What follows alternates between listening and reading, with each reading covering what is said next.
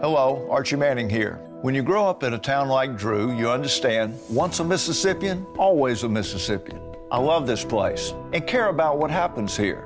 Our doctors are telling us 95% of new hospital patients who have COVID did not get vaccinated. We know the vaccine works, but only if you get it. It's easy and it works. Please get vaccinated, my friends, and stay healthy. Sponsored by Delta Health Alliance. Go to getyourshotms.org. All right. Greg O'Brien, good to see you. Remember, the Super Chat is a great way to kick off the show and help support what we do on a nightly basis, so thank you so much to those donating, like Triple Ack right here. Good to have you here. Everyone, get your horns up. We're about to rock out to Bumblefoot. Let's start.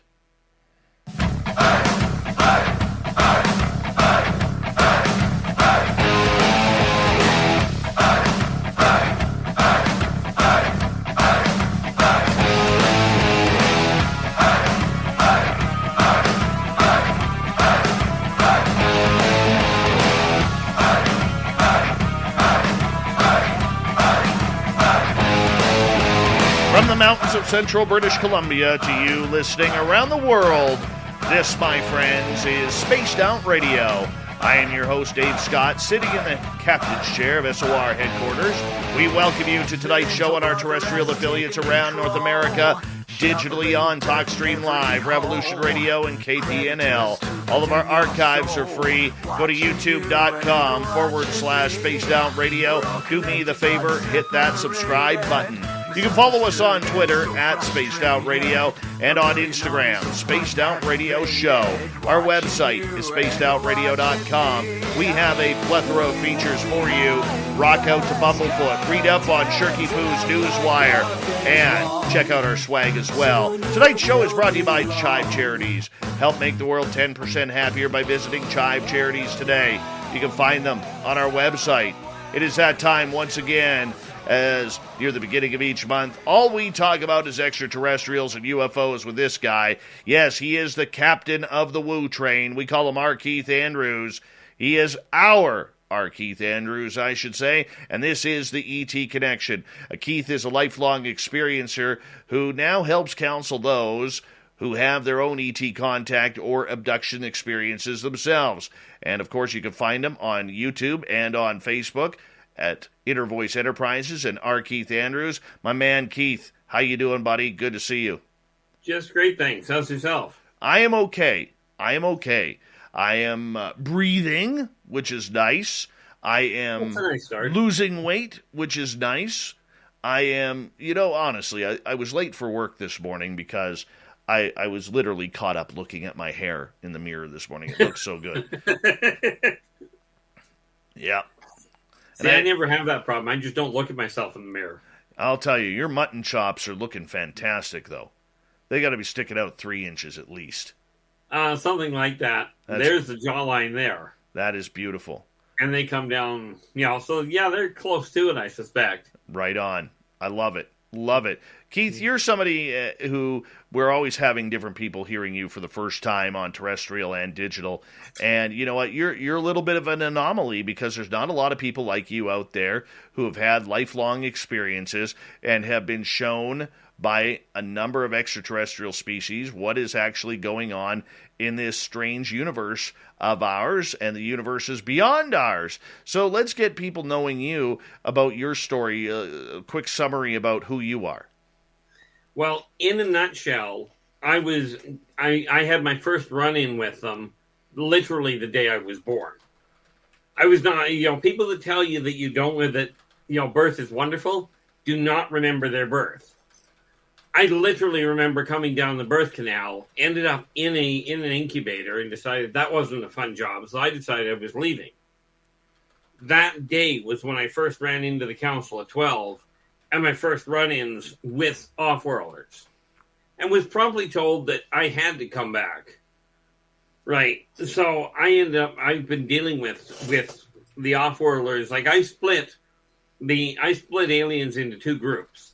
Off-worlders, meaning they grew up off the planet, and then your ancient races, which are the ones that actually evolve on Earth.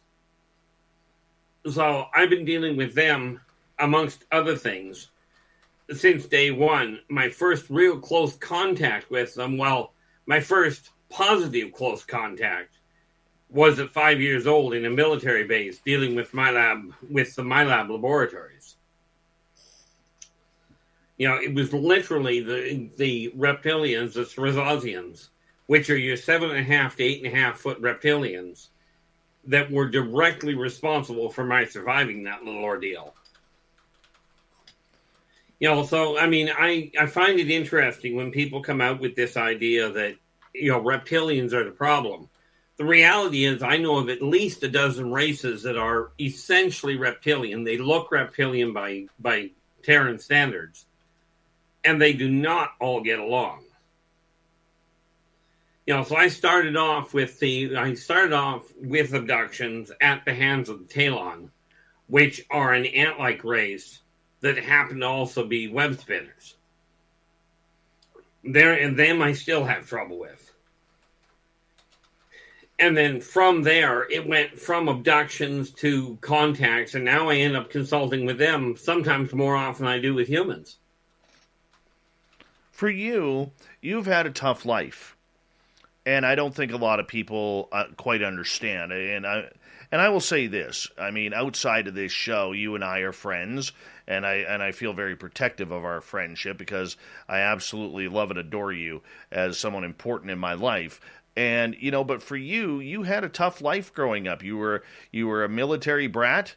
You were someone who was dealing with your own extraterrestrial and strange experiences. It's hard to have a childhood through there. It's hard to forge relationships. It forms a very introverted life.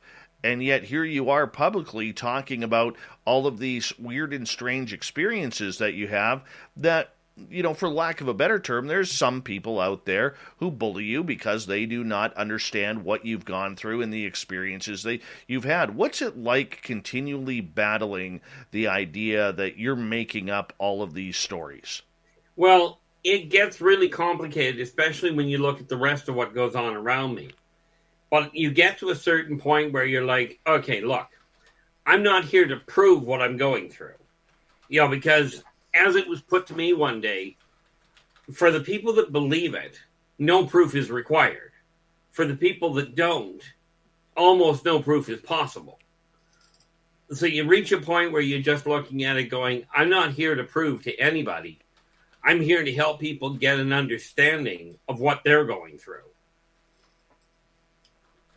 Now, of course, the fact that I've been through a lot of it gives me that hands-on approach where I can say, been there, done that, know what you're going through firsthand, which makes it easier for some people. But am I able to prove it? No. You and I had that little complication where somebody caught me on a really bad day one day a few months back and asked why he should believe what I was saying. My response was admittedly, socially, or at least professionally, a little, shall we say, off-kilter. It was different from you. It was actually nice to see. It really was. Old Keith there, I thought he was going to cross-check someone in the teeth there. But that's okay. That's okay. But for you, though, how do you... And I already know the answer to this. But I'm asking on behalf of the audience, how do you deflect the negativity that comes your way with people who are refusing to kind of take your word for what you're up to? I've reached a point in my life where it's actually relatively easy. Somebody will go, oh, you're just making it up. And I'll look at them and go, okay. Because the reality of it is, I've been dealing with abductions and off-worlders and ancient races since I was born. I started playing Dungeons and Dragons, right, when I was 13. And of course, the metaphysical field came into play as far as consulting people on their life, where it was going when I was 10. And now I'm a published author in 5 different genres. So there's no question that my imagination is huge. And what I ended up having to tell people on occasion is, I've got all that going on. So the question is, does the writing come from the knowledge, or does the knowledge come from the writing? And with the number of people that I've had corroborate what I've done, what I've gone through, I just came to the conclusion that I just don't try and convince people of it. As it was told to me by an extremely intelligent individual one day, lack of proof of existence is not proof of non-existence. I ended up in a conversation with a person one day, because I was in another chat room and I was just listening to the show, and the guy claimed that he was a alien technology specialist. And somebody in the chat room asked him, why is it that we see the small ships, but nobody ever seems to see the big ones? Long story short, the guy left the thing hang for a good 15, 20 seconds. And then he comes back with, I don't know. Well, at that point, I figured, okay, I got to say something because it was a legitimate question. And literally what I told the person, what I typed into the chat room was, well, once you understand the oscillatory densification of the tri-transspatial equilaterity, it's easy to comprehend. And the woman writes back, she goes, is that even a word? I said, yeah, it's not common, but the long and the short of it was, after an hour and a half, 2 hours in private chat with her, I found out that, first of all, she already had a master's in rocketry and astrophysics, and what I was talking about, they barely touched the surface of. Wow. Well, this is a different type of show that we do if you're listening in for the first time. This is a show where we will take questions from the audience right off the bat. It is very audience-oriented, and if you have any questions in our chat rooms or on Twitter at #SpacedOutRadio, please put them in capital letters, and I will pass them on to Keith. Over at our Spreaker chat, Keith, Paladin 2012 has a question. He says, "Hey, R. Keith, my wife has been woken up in the middle of the night only to look down at the foot of the bed and find a 7-foot-tall being with a long kind of head and either skin or clothing they wore, the plural, there are multiple beings, they wore look like galaxies in space. She did not feel any negative intentions, any idea who they are and what they want. If anyone would know, it would be you." In all likelihood, she was dealing with Pleiadians, but it was likely, if it was true Pleiadians, the odds are she was looking at a holographic display. Primarily because true Pleiadians cannot be on Earth; they can't survive. With that kind of a description, there's a few that it could fit into. But if there's no sense of negativity, no sense of panic or anything, that's who you're likely looking at. And that being said, not to raise alarms, because with them, there's really nothing to fear. But the odds are that they're just setting up to make contact. Now, I find that very ironic that you say that real true Pleiadians can't come to Earth, yet you talk to 90% of the people out there who say they've had contact, and everybody's a damn Pleiadian. We never get any Lyrans or Zeta Reticulans or Dracos or anybody. Everybody wants to be a Pleiadian and hop on the bandwagon. Well, they're nice people, but true Pleiadians cannot survive in Earth's atmosphere. It'll kill them. Now, you can run into Pleiadian hybrids without too much trouble. And they are a little more outgoing than a lot of the other races. But I absolutely agree with you that so many people go, oh, I talk to the Pleiadians all the time. Well, in my experience, no. But that's just my experience. All right, let's move on to Russell. Green mantids, are they good? And their connection to the military, please? Well, that depends on your definition of good. Are they in contact with the military? The answer is yes. But understand, the green mantis, they want to know what mankind has in the way of military technology. They are not trading military with them. Right. But the mantis race on a whole, the only thing stopping them from actually taking out Earth is because the consortium would blow up their home world and their secondary world and their tertiary one. Kind of a real deterrent for trying to invade. Where do they come from? If you're meaning the name of the planet, that I honestly don't know. Of course, they could have been facetious and gone. They come from their parents, but Keith, how many different species of extraterrestrial live in our solar system? Oh heavens! As far as native goes, let's see. You've got the Martokians, the Venusians, the Mobians. Then you've got you're probably looking at 2 or 3 dozen races. Just on a rough gauge.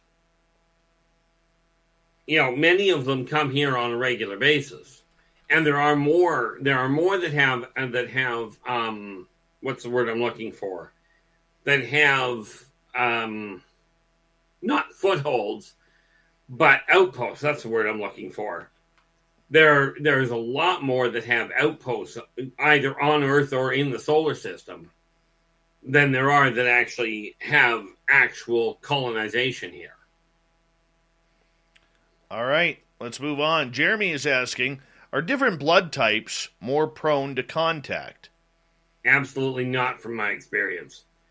Different blood types are picked up for different reasons and by different races. But it doesn't seem to have a whole lot of bearing on what your blood type is to make you more targeted or less targeted.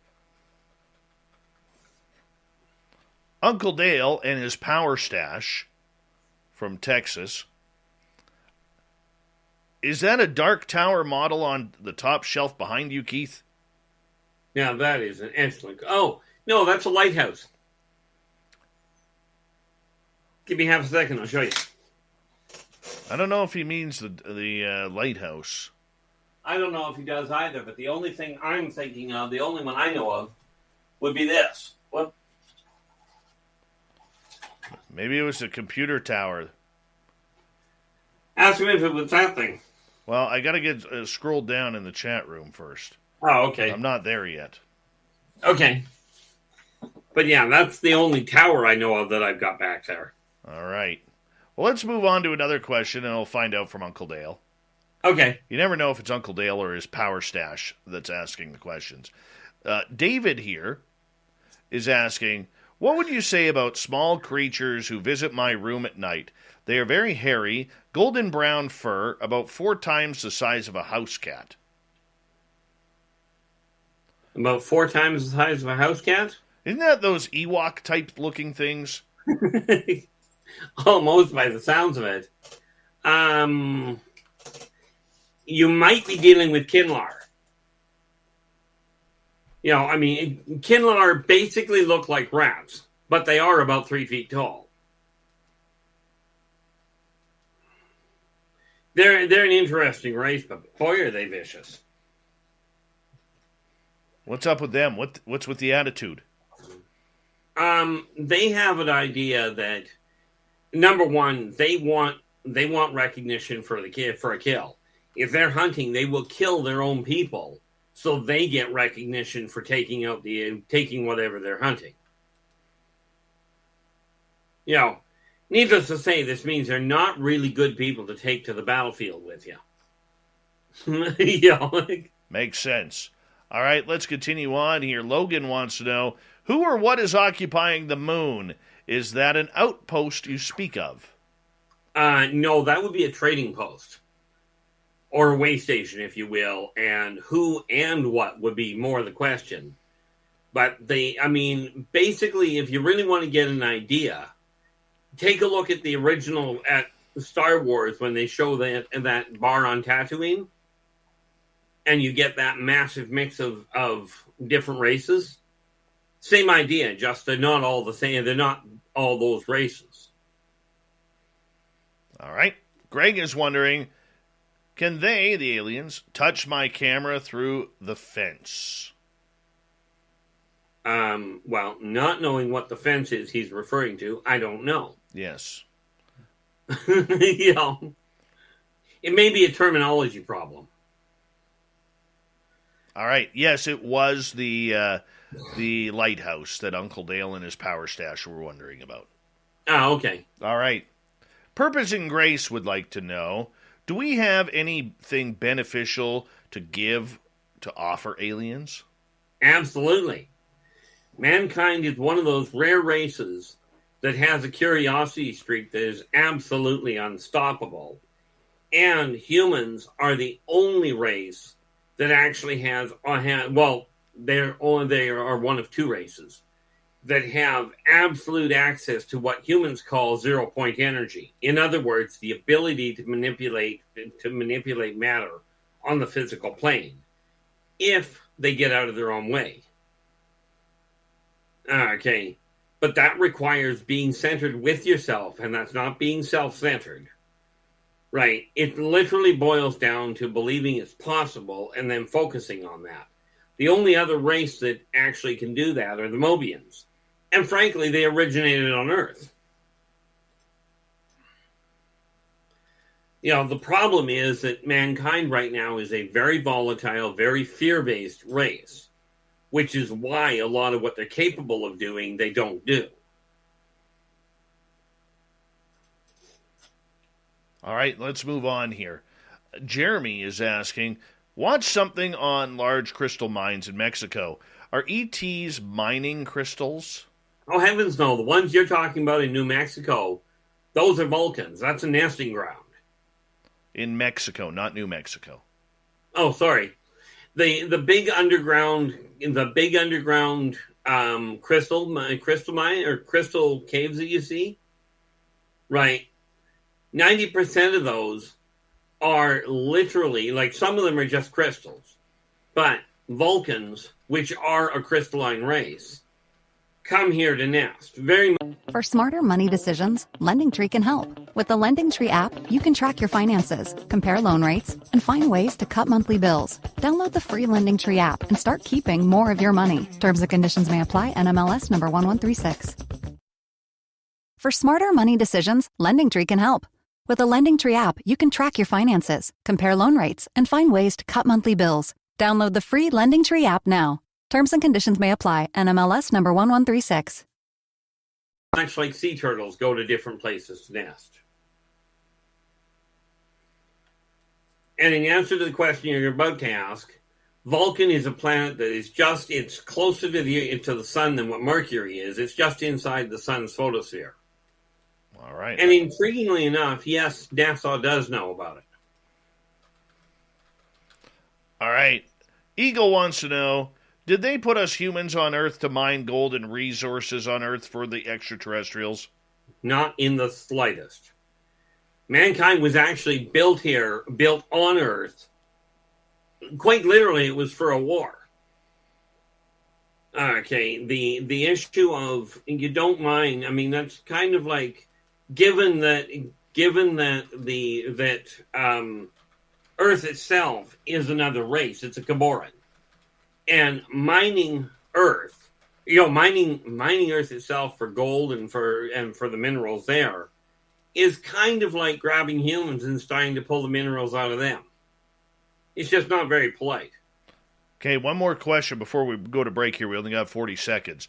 Do 36 races of aliens all use generally the same craft, or are all of their craft different in looks or operation?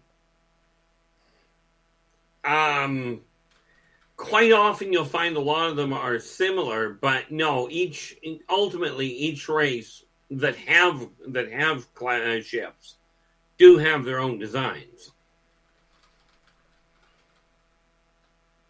All right. On that note, Keith, I'm going to get you to hold on right there because we are going to go to break here at the bottom of the hour. Our Keith Andrews of the ET Connection comes in near the beginning of each month to teach us all about the alien woo that is out there. So come ride the woo train with us. It's always a good time with Keith, who is based out of Kelowna, British Columbia. Lifelong experiencer. We'll take more audience questions and let you direct the show the way we always do with Keith more Spaced Out Radio when we continue right after this.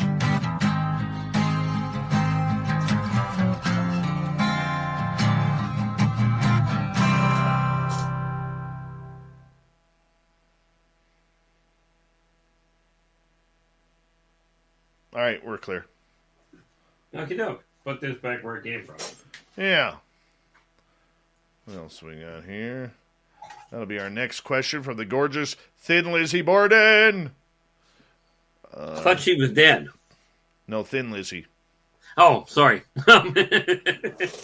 Who else has showed up here? I think we're good right now. We is good right now, man. Oh, check something here. Better have it. D. Perfect. Got a couple of packages I got to send out tomorrow. No, tomorrow or early in the week. Trying to beat Christmas shipping. Oh, yeah. That's good stuff. Oh, by the way, just for your edification. Well, actually, I think we're still live on YouTube, aren't we? Yeah. Yeah. Well, just for your edification, well, everybody on YouTube anyway, the Races of the Worlds, I've actually got the artwork being done for it now. Oh, for nice. For the races themselves. It's going to take a little bit of time, but at least I've got somebody doing them. Now, I should have. I did send you a copy of that, did I not? You were going to. I haven't got it yet. Okay. Well, that's why. Whether it got lost or what have you doesn't matter. That's one of the two packages. One of the three packages I have to send out. Well, I appreciate that, bud. Oh, not a problem. The other thing, just to let you know, right now, it doesn't have the pictures in it. When I get all the pictures done and get it reprinted, yeah, I've got a list of the people I've sent them to, that have bought them. And the ones that have already bought them, I will just be shipping the new copy out when the pictures are done. From my standpoint, that just fits. Very cool. All right, we got about a couple minutes. Yep. Lyra, how are you? Jose, nice to see you.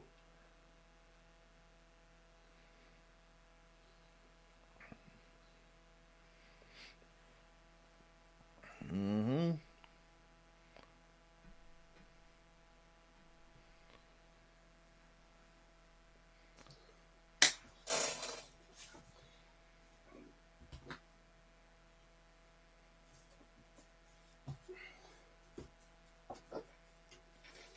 Thomas, I gotta have something.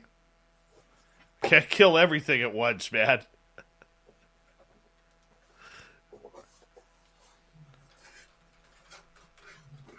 Please tell me that's big enough. See this funny little box here, Dave? Yeah. This is yours. Oh, well, thank you. Don't worry, there'll be something in it when I get finished. Adam, it's orange ice.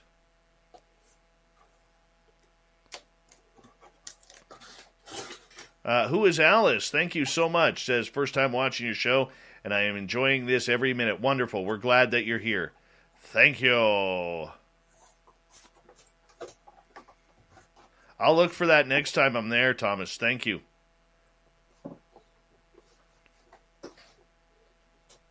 About 90 seconds, Keith. Yep, not a problem. I'm not exactly going far. I know. I just figured I was here. I might just well get this done while I was thinking of it.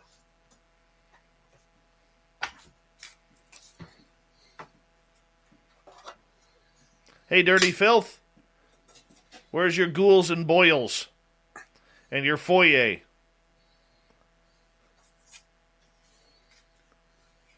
Which is the proper pronunciation.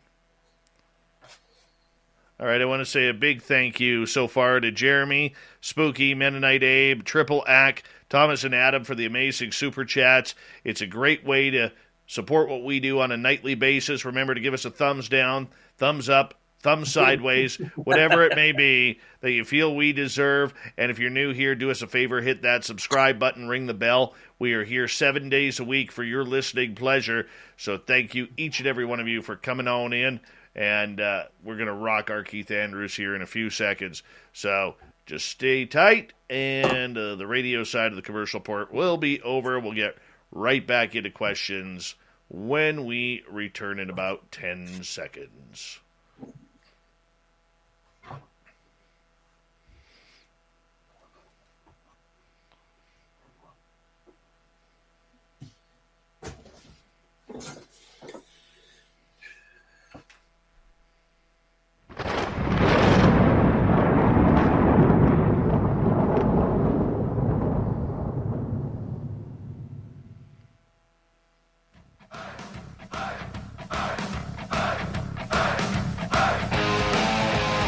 Second half hour of Spaced Out Radio is underway. My name is Dave Scott. Thank you so much for taking the time to join us. I want to remind you that if you miss portions of this show or others, check out our free archives by going to youtube.com/Spaced Out Radio. Do me the favor, hit that subscribe button. Our website is spacedoutradio.com, where we have a plethora of features for you, including Rockin' Out to Bumblefoot, reading up on Shirky Poo's News Wire. Check out our swag as well. Follow us on Twitter at Spaced Out Radio, Instagram, Spaced Out Radio Show, and now on TikTok at Spaced Out Radio.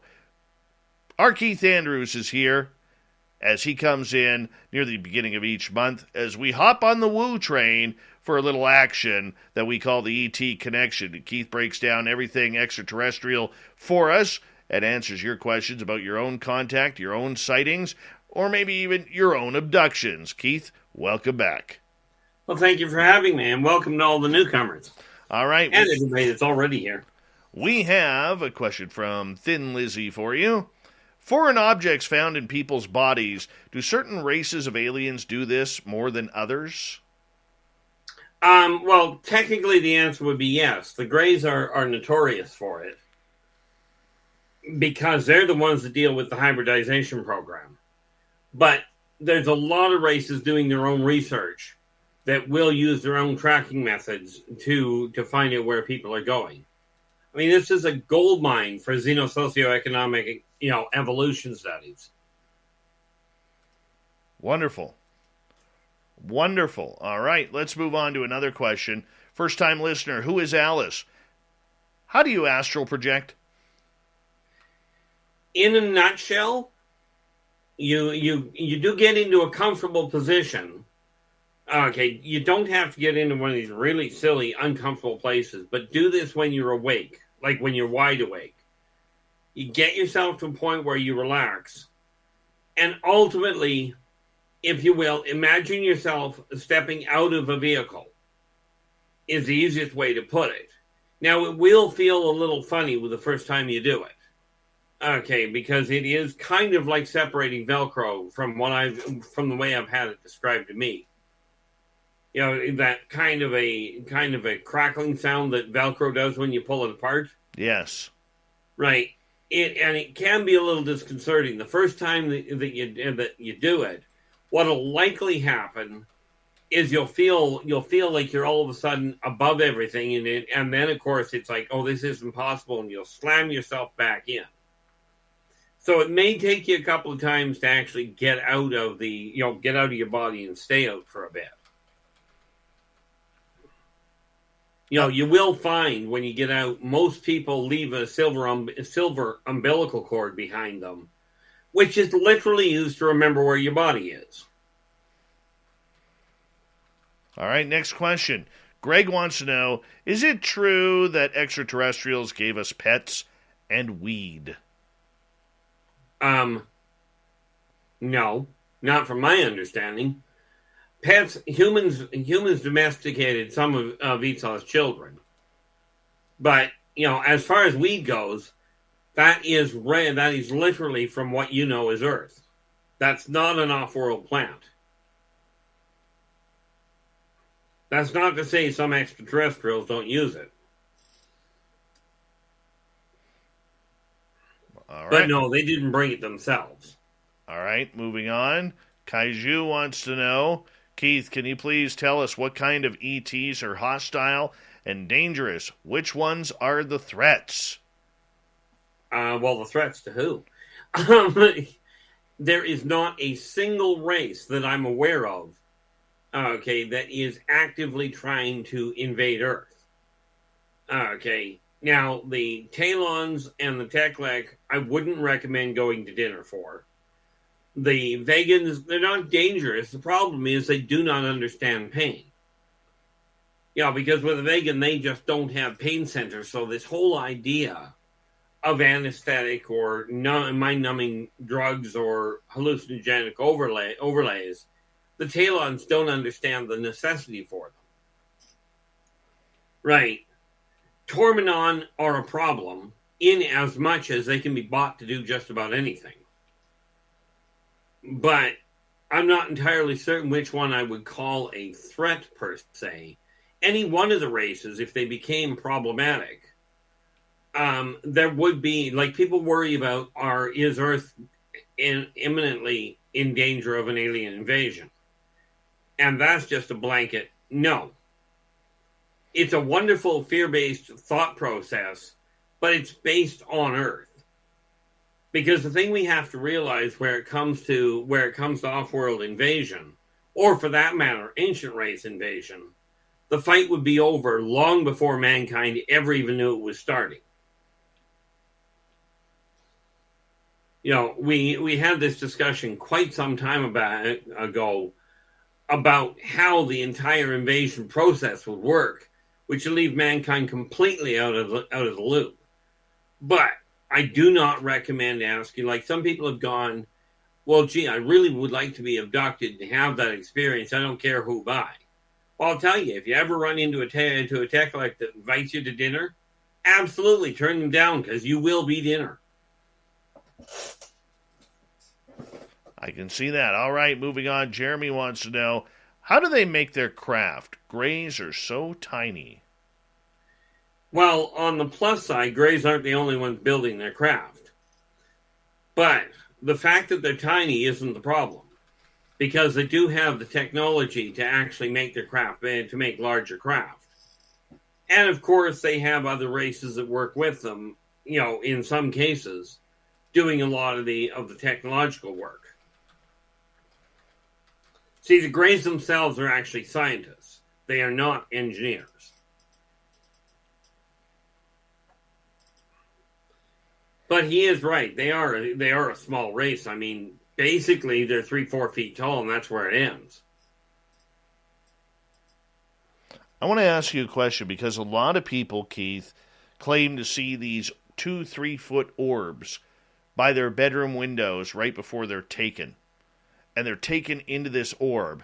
Yet when they enter that orb, inside is about the size of a football field. How does this happen? How is that manipulated?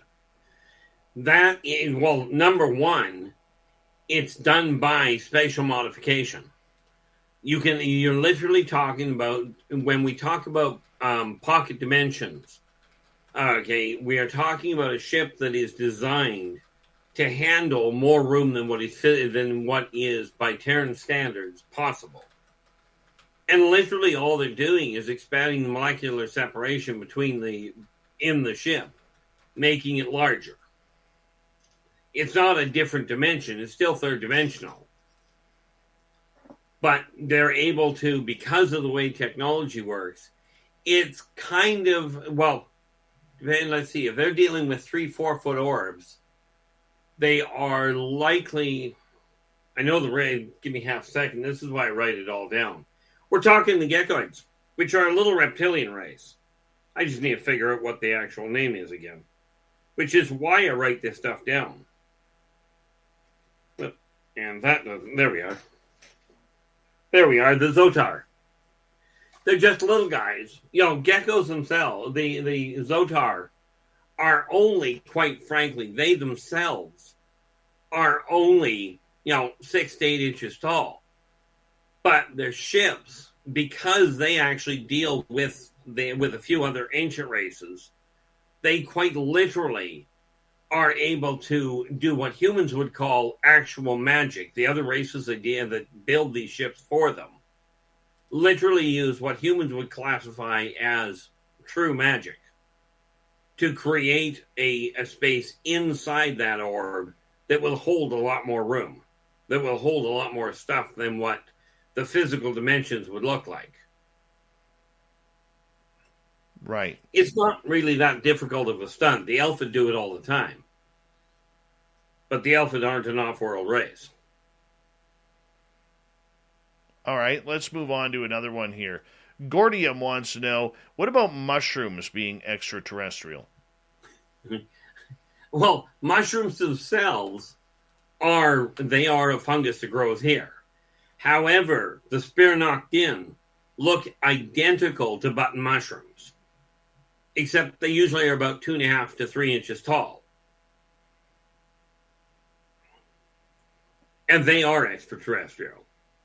So what they do is they come down here, and if they're trying to figure out what's going on, they'll hide in amongst mushroom packs to watch what's going on. But mushrooms themselves are actually they evolved here. What on this planet then is, never mind the technology side of everything, but just naturally that is formed here, it comes from out there? Well, we can safely say Moldavite does. Many of the, especially on the crystal caves, the crystal caves are literally nesting grounds for the Vulcans. Okay. There are many of the elementals that don't exactly come from out there as, how do you put it? They're not Terran, but they jump between planets depending on what's going on. But elementals are a strange race. Never shake hands with a fire elemental. Just a bad idea. As I'm sure you can imagine why. If you take a look at the Chupacabra it wasn't ever belonging here. They've got a few of them on the planet that simply got away. They are former pets. All right. Those are some of the obvious ones. And of course, there are Arborians that are not from here. Trees themselves are from here. But the Arborians, when they got here, they're actually an ancient race. If you go down to, I think it's actually Borneo, they've got something down there called a walking tree, where they're actual physical trees that they will walk. They just walk extremely slowly. All right. Lopro is asking, do any extraterrestrials have pets? Absolutely. When you take a look at the Maldocs, you do not want to see what their pets.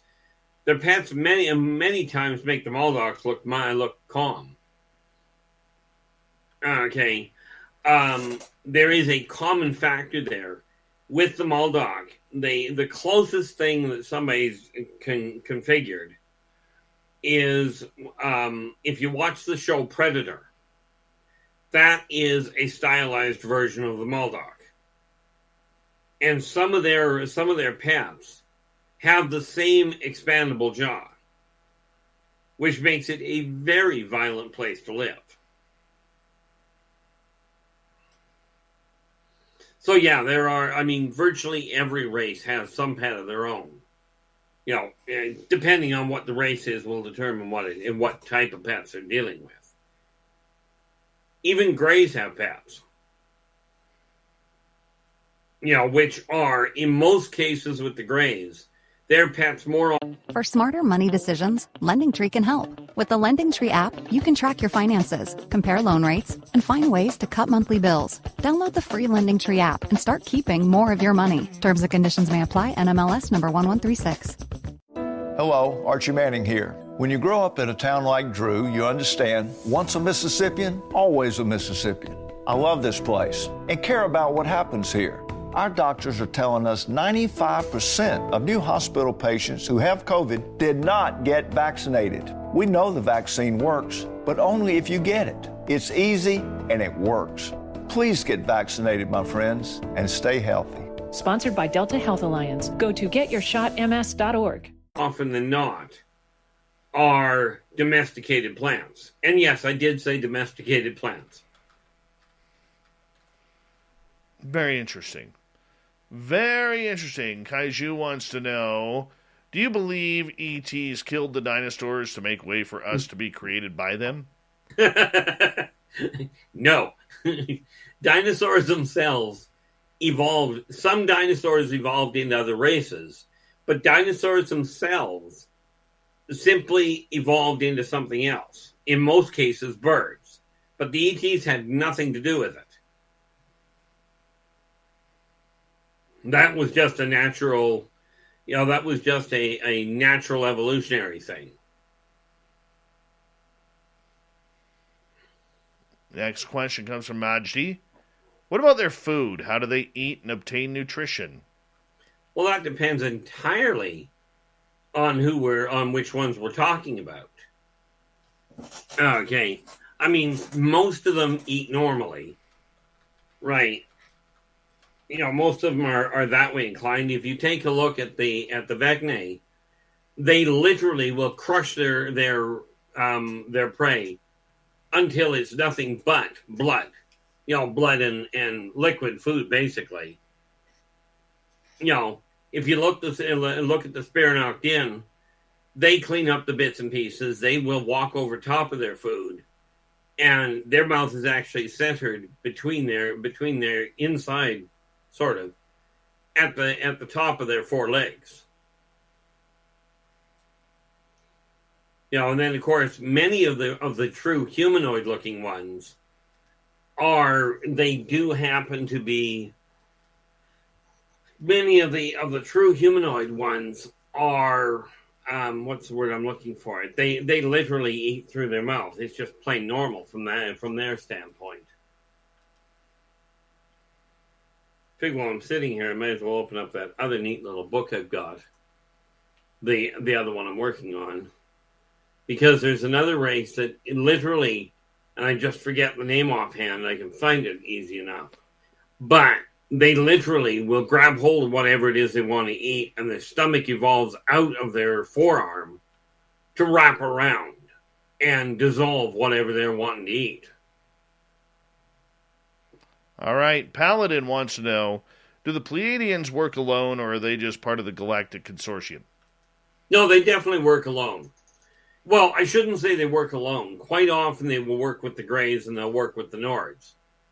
They are members of the consortium, but they have their own agenda, if you will. Pleiadians are true neutral. They're very neutral, very non-prejudiced healers. If somebody's in trouble, they're the ones that will step in, if at all possible, and given that they're not overstepping bounds, to literally open doors. To literally, help people out, do the healing work, if you will. They're your intergalactic doctors. And they don't care who you are. As long as you're treating them properly, they'll help put you back together.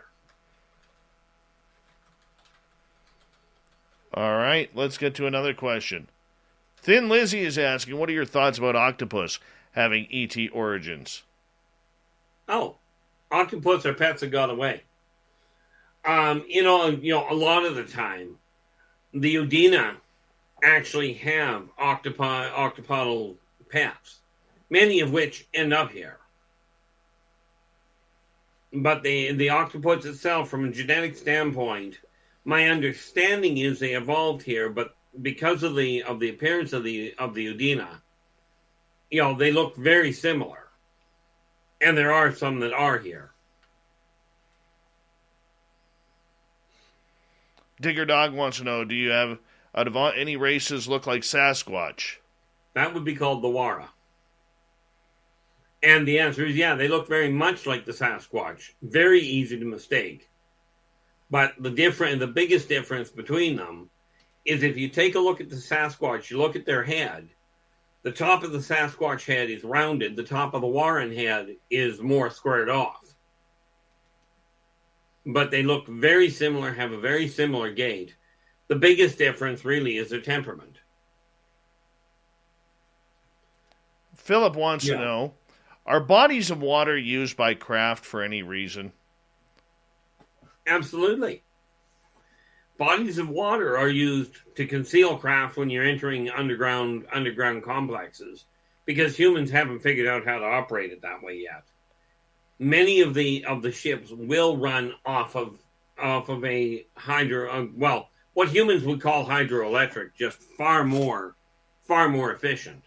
They literally will collect up water and utilize it as a power source. But they are not here to wipe out Earth's oceans. That would be akin to somebody blowing up a gas station that they're trying to use for getting gas. Interesting. All right. Zochito wants to know, are the trumpet-like sounds that come from the sky ET related? I've heard it twice. Actually, they're not ET related so much as ancient race related. Those trumpet-like sounds that you're hearing, more often than not, are coming from the dwarvish race underground. Although sometimes you may hear the Angelus, which do actually communicate with your sonic boosters, with your trumpets and what have you. So now the Angelus are what you would call ET. They're off-worlders. Okay. The dwarvish race evolved here. Well, in all fairness, they were created here.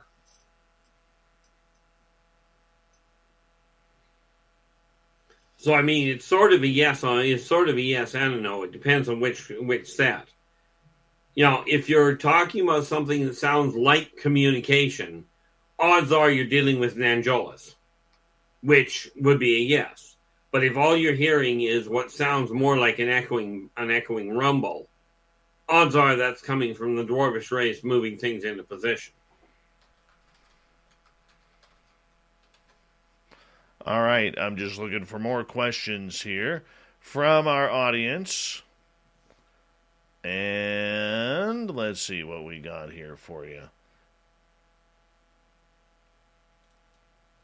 Sea monsters.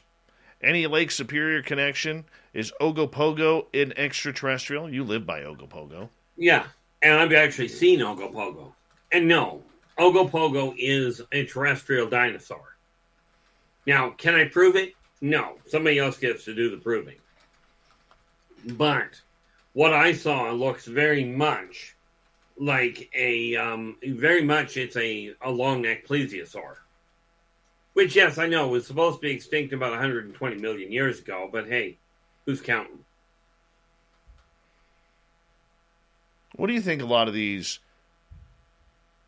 lake monsters, sea monsters are? A lot of them are, frankly, dinosaurs that people haven't been aware of, haven't realized how they were doing it. And we got to understand that lakes are a lot deeper in most cases than people realize.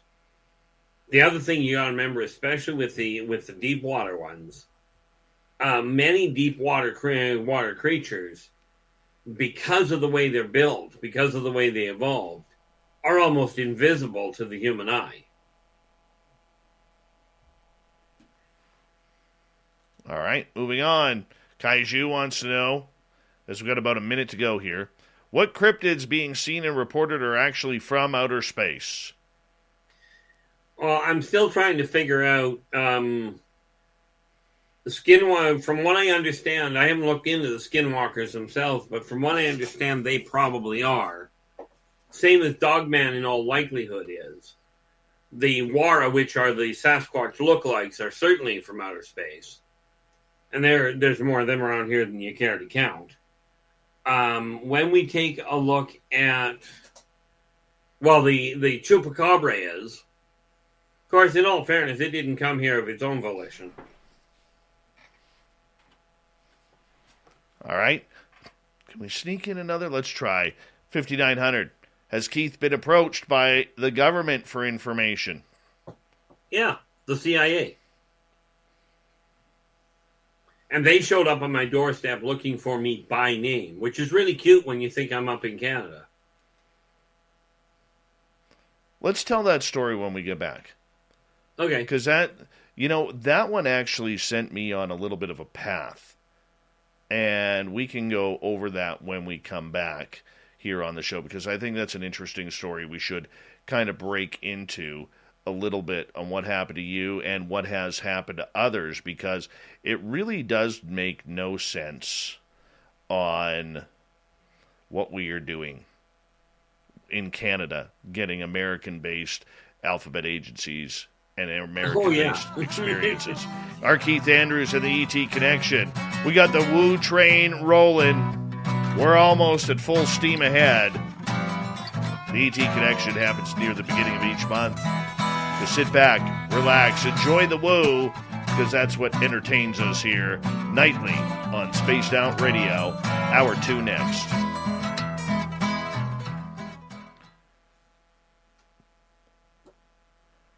Bigfoot, Michigan Rob, thank you for that awesome super chat. Really appreciate that, along with Awesome Cat Chaser, Jeremy, Spooky, Mennonite Abe, Triple Act, Thomas, and Adam. Thank you so much for hanging on out with us. Really appreciate it. Hi, Sandra. Hi, Sandra.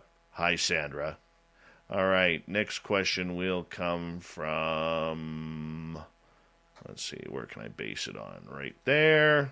Low Pro, it'll be yours. So that's where I know where to start. And who else is here? All right. Anybody else joining us here?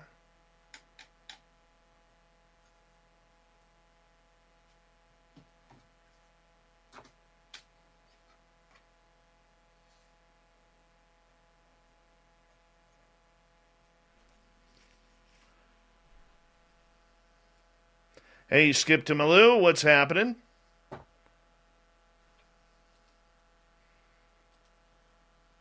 Hey, would you look at that? Busy night tonight. Yeah, it's a good night. Absolutely. Oh, I was referring to my work. Oh. Absolutely not one phone call tonight. Is that a good thing? Well, the fact that I get paid for it, whether I do anything or not, I'm mixed bag on that one. Makes for a very long night.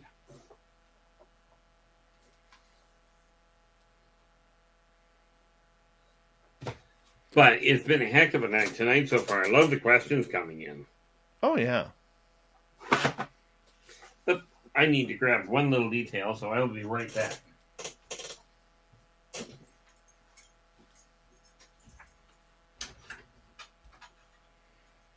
How's it going, Kenneth? I'm trying to keep really fun. We are on here. Because I'm left. You told me not an hour ago. Okay, well, good. Bye. Ciao.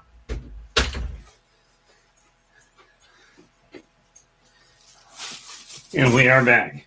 Scary Gary, what's happening? Welcome to our chat room. Hey, B. Hoff, what's happening? Eva, how are you?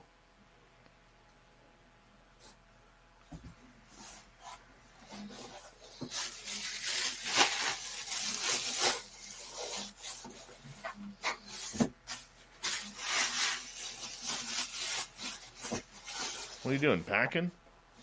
Quite literally, yes.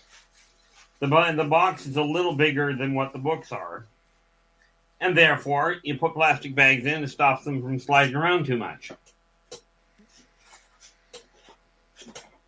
This way, tomorrow, I just go down to the whatchamacallit, go down to the post office and send this thing off to you. Okay. Is it open tomorrow? Around here it is. I think. I'll find out. Well, up here, everything's shut down. Yeah, but we're a little bigger than you, I think. True. True.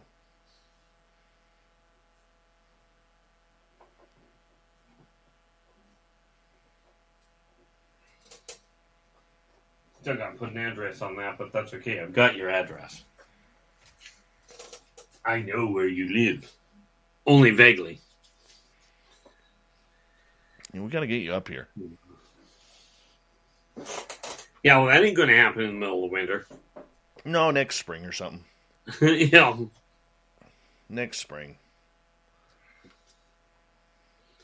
Yeah, needless to say, I've become rather, to say the least, a little more reclusive than normal. We got just over 2 minutes, buddy. Yeah.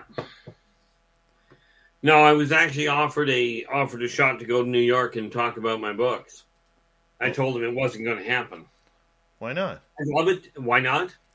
Yeah. Because they closed the borders, and the only way to get across the border, I'm not about to do. Oh, yeah. I hear you there. You know, for me, it's actually been a real benefit. But they did figure out a way to get the information down there. I'm just going to end up working with Liaison in time. Can't they do it virtually? That'll be part of the trick, because I just told them flat out I will not be, if they ever drop the boundary and the border issue, then it's possible, but without it, I won't be going. You know, but that's just personal opinion on my part. And they were quite happy with that. It's like, okay, well, we'll work around it. Oh, by the way, that race I was referring to that actually pops their stomach out of their forearm, that is the Fuente Random. We've already got, those are in the second volume. And I've already got some of the artwork done for the second volume, but I've decided to focus primarily on getting the first one redone. Right, so I've got all the different races dealt with. Very cool. Very cool. We got about 35 seconds, buddy. Yep, not a problem.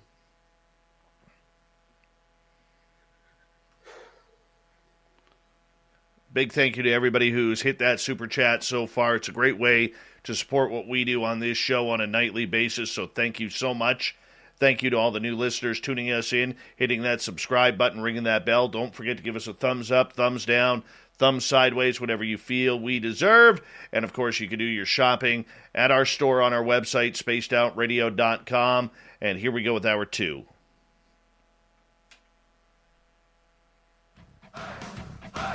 You're listening to Spaced Out Radio with Dave Scott. Follow Dave on Twitter at Spaced Out Radio and on Facebook, Spaced Out Radio Show. Hour 2 of Spaced Out Radio is now underway.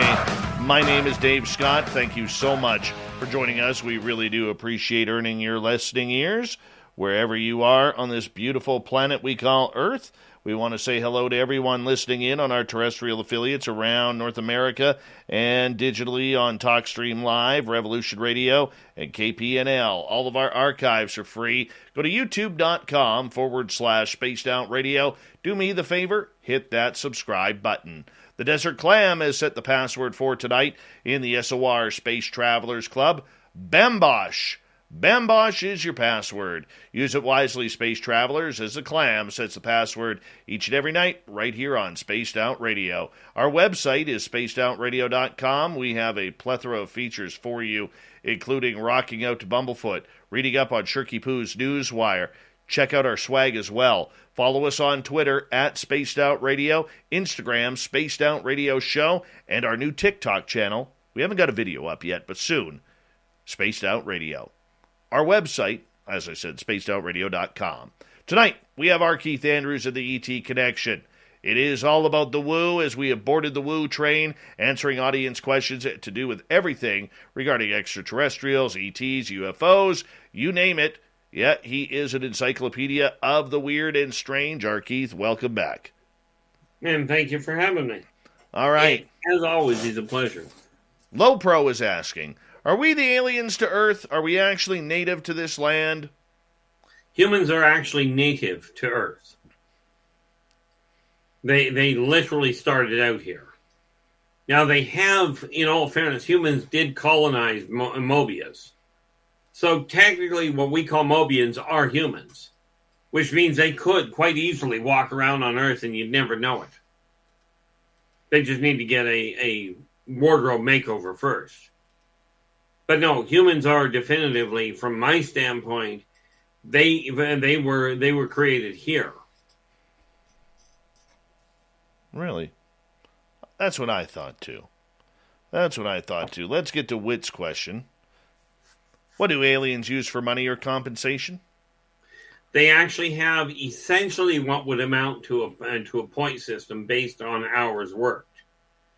In other words, if you chalk it up to 1 man hour of work gives you 1 unit of purchase power.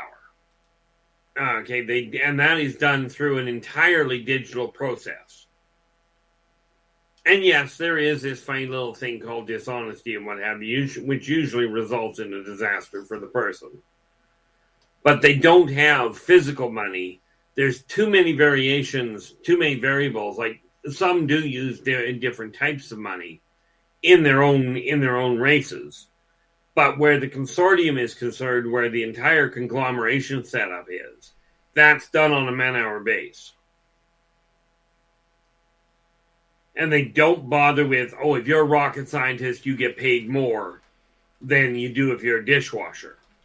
Right? If you're a dishwasher, you put a man-hour's work in on a dishwasher, that's as important as the rocket scientist that is spending time in the engine room. All right, let's move on to another question here, Keith. This one from David. What race built the craft Bob Lazar worked on at S4 at Area 51? Well, sad to say, not knowing what craft he worked on in the first place makes it a little problematic. It was a disc-shaped model. Question. Did it have a bubble on top or a flat, or essentially a flat top? Flat. That's a gray scout ship. For smarter money decisions, LendingTree can help. With the LendingTree app, you can track your finances, compare loan rates, and find ways to cut monthly bills. Download the free LendingTree app and start keeping more of your money. Terms and conditions may apply. NMLS number 1136. Hello, Archie Manning here. When you grow up in a town like Drew, you understand, once a Mississippian, always a Mississippian. I love this place and care about what happens here. Our doctors are telling us 95% of new hospital patients who have COVID did not get vaccinated. We know the vaccine works, but only if you get it. It's easy and it works. Please get vaccinated, my friends, and stay healthy. Sponsored by Delta Health Alliance. Go to getyourshotms.org. Straight out of Zeta Reticuli. It's one of their collection ships. As in, come down, pick up somebody, and take them back up to the mothership for hybridization purposes. Very cool. All right, Millennium is asking, how should we try to react when meeting ET for the first time? I would strongly recommend that you do your best to remain calm. They're used to humans reacting as in, oh my gosh, look at the size of that, or that's a weird shape.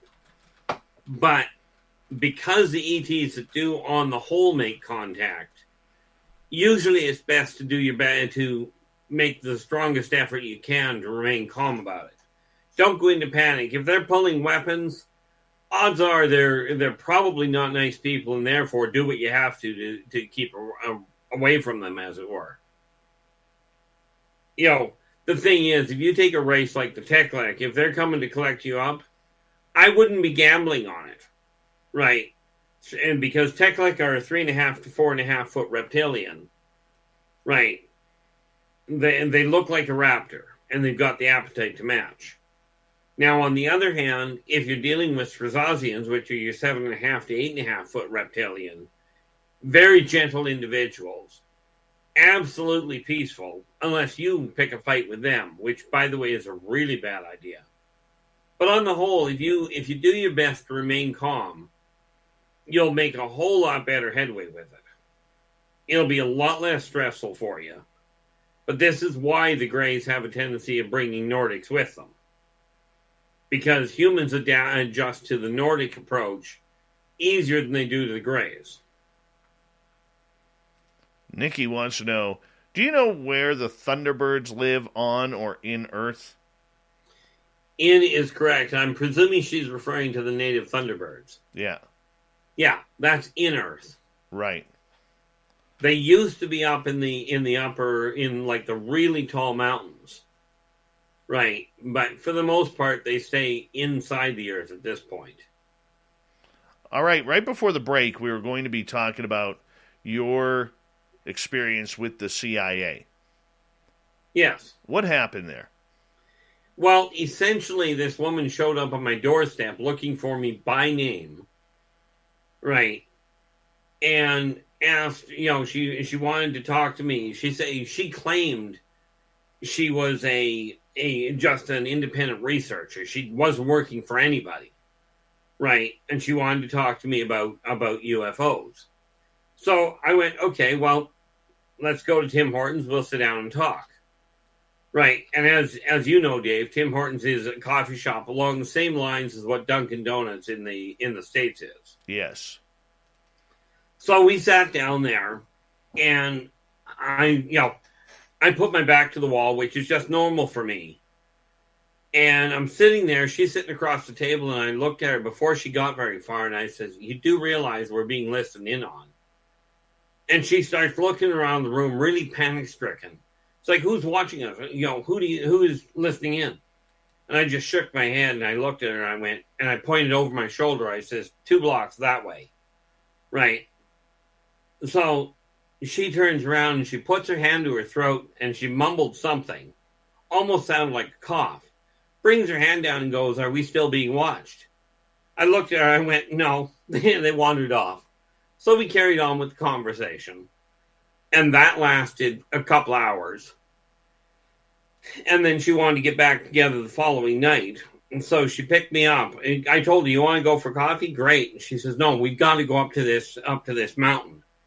Now, I told her flat out, I don't go outside. I do not go outside much. And she insisted we go out to the mountain. Now, unbeknownst to her, apparently, she picked a mountain that happened to have an underwater base on it, or under it is more to the point. So of course she takes me up in the middle of nowhere, and I was not exactly relaxed. So of course I'm looking all over the place while I'm talking to her. I was not looking her dead in the eye. I'm watching all over the place, and she made the comment at the end of it all. She goes, "You're awfully rude when you're talking to me." And I looked at her. I says, "Really?" She goes, "Well, you weren't even looking at me when I was trying to talk to you." I says, "You're the one that insisted I come out in the middle of nowhere where I told you I'm not comfortable to start with." Right. And she says, "Well, you haven't told me anything that my government doesn't know." I said, "Okay, so you got one of 2 choices then." And she goes, "What's that?" I says, "You can either accept the fact that I'm sitting on information that your government doesn't know, or you can accept the fact that your government is stupid." Now, I'm not known as the most politically correct person on the planet. And she just looks at me and she goes, "You can't call my government stupid." I says, "Welcome to Canada." I says, "Number 1, I'm an English major. I learned how. Number 2, I think my own government's stupid. What makes you think I'm going to think any more of yours?" So she disappeared on me. Like she went her own way. But it was funny because, it was kind of a shock in one sense when they showed up on my doorstep looking for me by name. But she was asking about the same kinds of questions that the audience here is asking about.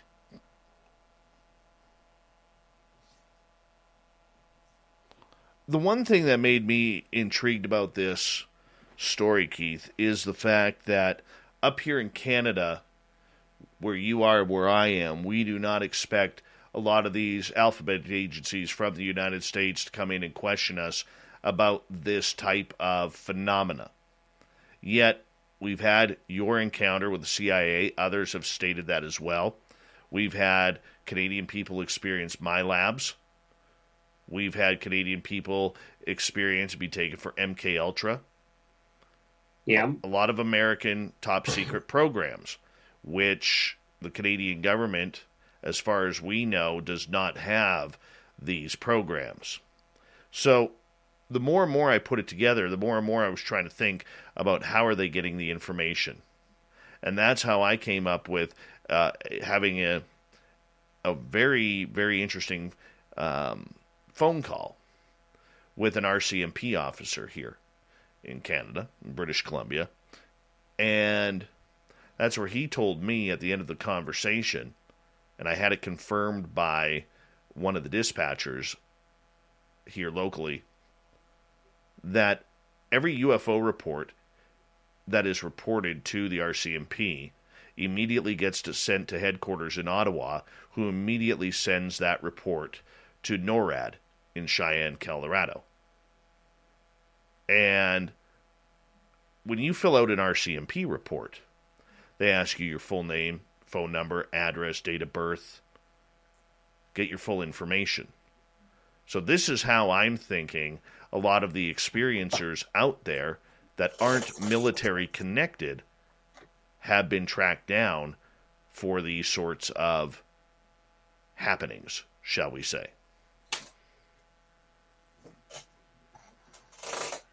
Which to me makes total sense. However, that said, just for your edification, the Canadian military does have its own version of MyLab. As far as I'm aware, pretty much every government, that is well evolved, like any of the bigger governments, have their own version of it. I did not know that. That's why I figured I'd drop it in your lap. Do you know? Do you know where that program is located? Yeah, but if I were being stupid, I'd actually tell you. Gotcha. Very interesting. All right. Open-minded Clarity wants to know, do craft have markings that refer to manufacturer, origin, race, or allegiance? And can you share any examples? Technically, the answer is yes. More often than not, it's really the ship configuration. But some are marked in an interesting pattern of simply the way that the panels are put together, so you know where they come from. But it's not a question of the manufacturer. It is simply what race or what organization they're working with. It's not done by which company built it, because with every one of the member races of the Galactic Consortium, they have a global government, meaning that industry is built by that government, by that race. That ship is built there. And much as there are some races like the Tormenon that will certainly patchwork a ship together, right? If you're looking at a full ship, they are usually built by one configuration, and that's how you can identify them. Primary example: the flat saucer that you were talking about, the traditional flying saucer. Those are your standard grays. Now, the other one that I was referring to is that saucer shape with a bubble on top. Those are Martokian. They come from literally Mars. And much as Martians are green, they are not little. They're close to the 5.5, 6 foot mark a lot of the time. They're pretty much human size. Then some of you may have seen a stadium shape in what looks like a stadium ship. Okay, very big ship. Looks almost like an old Roman stadium, right? That's a Moldakian deep range scout ship. Okay, then you've got your triangular shapes, the triangle ones that we see. Those are straight out of the consortium itself. That's a few of the ships that are out there and floating about. Then there's a cute one, which is the Talons, which is it looks almost like it's got legs. They almost appear spider in configuration, unless they're dropping into the water, at which point they fold the legs over top of them and drop into the water. All right. Let's move on here. Nicola wants to know, we have discovered over 4,000 exoplanets. Are any of them hosting life that has visited us? Well, I can't tell you which ones that have been discovered. But it would stand to reason that, yeah, undoubtedly, some of the ones that they've discovered have interstellar capable races. My problem is I don't know which exoplanets have been identified.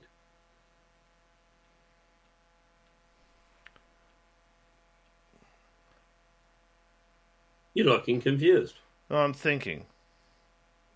Careful, that usually gets me in trouble. It does hurt sometimes. I'm I'm not gonna lie, it does hurt sometimes.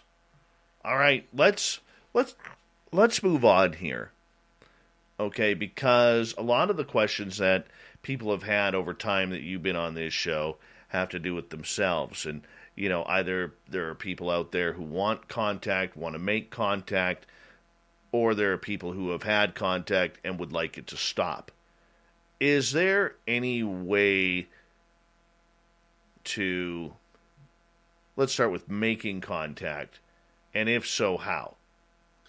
The best way that I know of is, intriguingly enough, it literally boils down to thinking, to literally keeping in the forefront of your mind that you're looking for an amicable, a functional contact that you can cope with. This pretty much eliminates the issue of just one of the races coming in and deciding your snack food.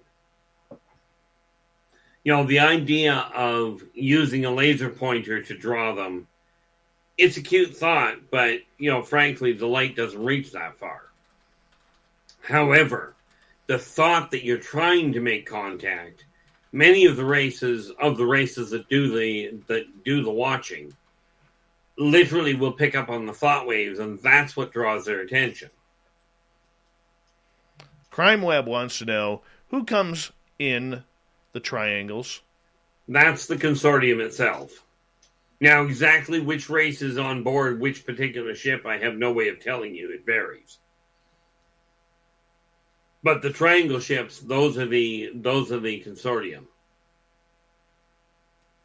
I'm presuming he's referring to the wedge. What happened in Phoenix then with those boomerang types? That's what I mean. I'm presuming that's what he's referring to by triangle. I think he's talking the full triangle. I do have that listed, but I literally have to go back through my notes to remind myself. I do have them identified. I just can't remember off the top of my head. Jenny is wondering, Keith, I heard that most ships are built in Mars. Is this true? Not even close. I mean, yes, the Martokian ships are built there, but most ships are built on their own planet's homeworlds. On their main manufacturing sites. Skip to Malou wants to know, any ETs we are not allowed to look in their eyes? Well, it's not usually, it depends if we're talking about glancing in their eyes or trying to stare them down. It's a real bad idea to try and stare down a Laborian, because they'll just simply take your throat out and toss it aside. They don't take an eye-to-eye challenge very well. And oddly enough, it's not you're not allowed to look at them, but what humans call Medusa is a real race. They're an ancient race, but you do not want to look in their eyes, because very much, it's not that you physically turn to stone, but you do end up completely paralyzed, which doesn't work well for you. So it's not you're told you can't do it, but I wouldn't recommend it. All right, Pam is asking, who comes in the triangle-shaped silver ships about 25 to 30 feet wide? That's what we were just talking about like I said, we're talking, and I've just got to see if I can track down the answer. I've got both the books open here. I just have to. Well, while you're looking for that, there's a lot of people, Keith, who believe that these craft are part of the secret space program. These triangles, but they're mainly known as black triangles. There we are. We'll start with the first part, which, the triangle ships are very much They are consortium ships. However, that said, the humans have taken that pattern and put it to use. They do actually copy it.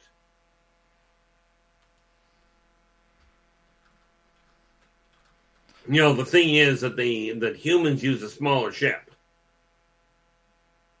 If you take a look at the wedge-shaped ships, right? They are the really big ones aren't built by humans because humans don't have the technology to keep them flying. Would be the first issue you look at. Right. All right, we got 25 seconds. Low Pro, we'll get to your question when we kick off the next half hour of Spaced Out Radio, as we have our Keith Andrews here for another hour on the mighty SOR, and we're having a great time tonight enjoying the Woo at max capacity. Yes, keep yourself buckled in, because this ride is a wild one, and there are no stops for at least another hour here on Spaced Out Radio. Our Keith Andrews comes in for the ET Connection near the beginning of each month, hanging on out with us, taking us to places and answers that nobody really knows. Enjoy it. It's good fun tonight with Ronald Keith Andrews and the ET Connection on Spaced Out Radio.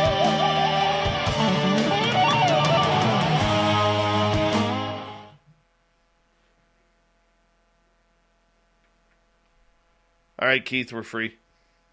Perfect. All right. I will be right back. You go, buddy. I got to get caught up in the chat room here.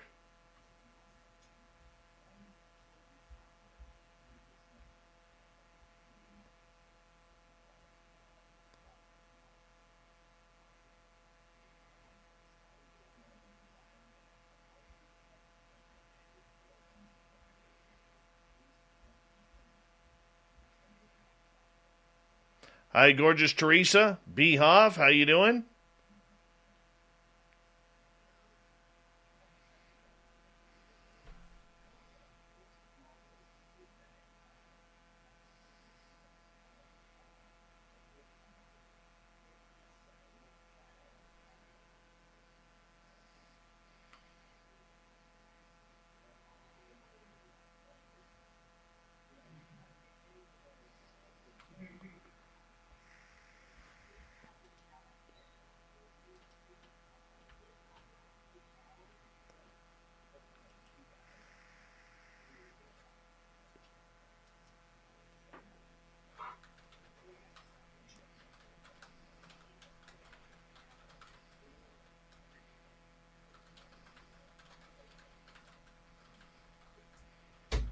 Okay, Dave, we're back.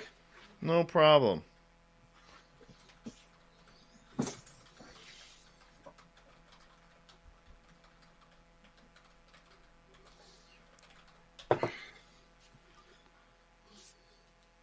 Yeah, it's going quite quickly tonight. It is. It's a lot of fun tonight. It is. James Smith, how you doing? Welcome to the chat room.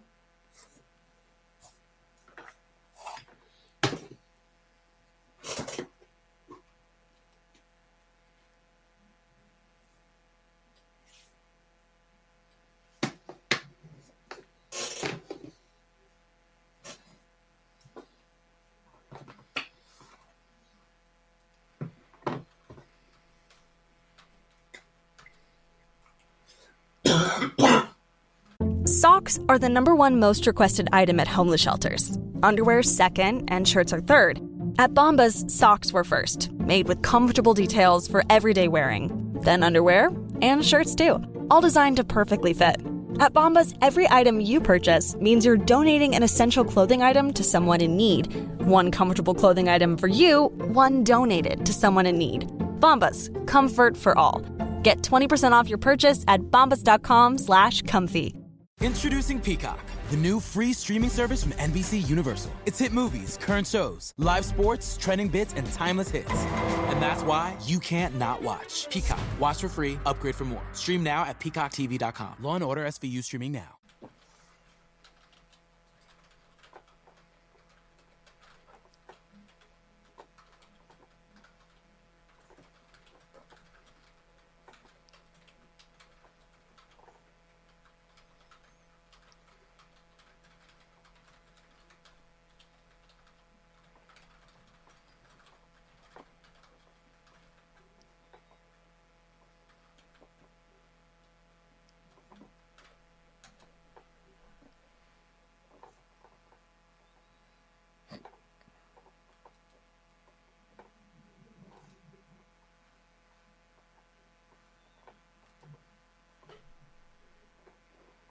Hey, BLB, so much Jake. How you doing? Good to see you.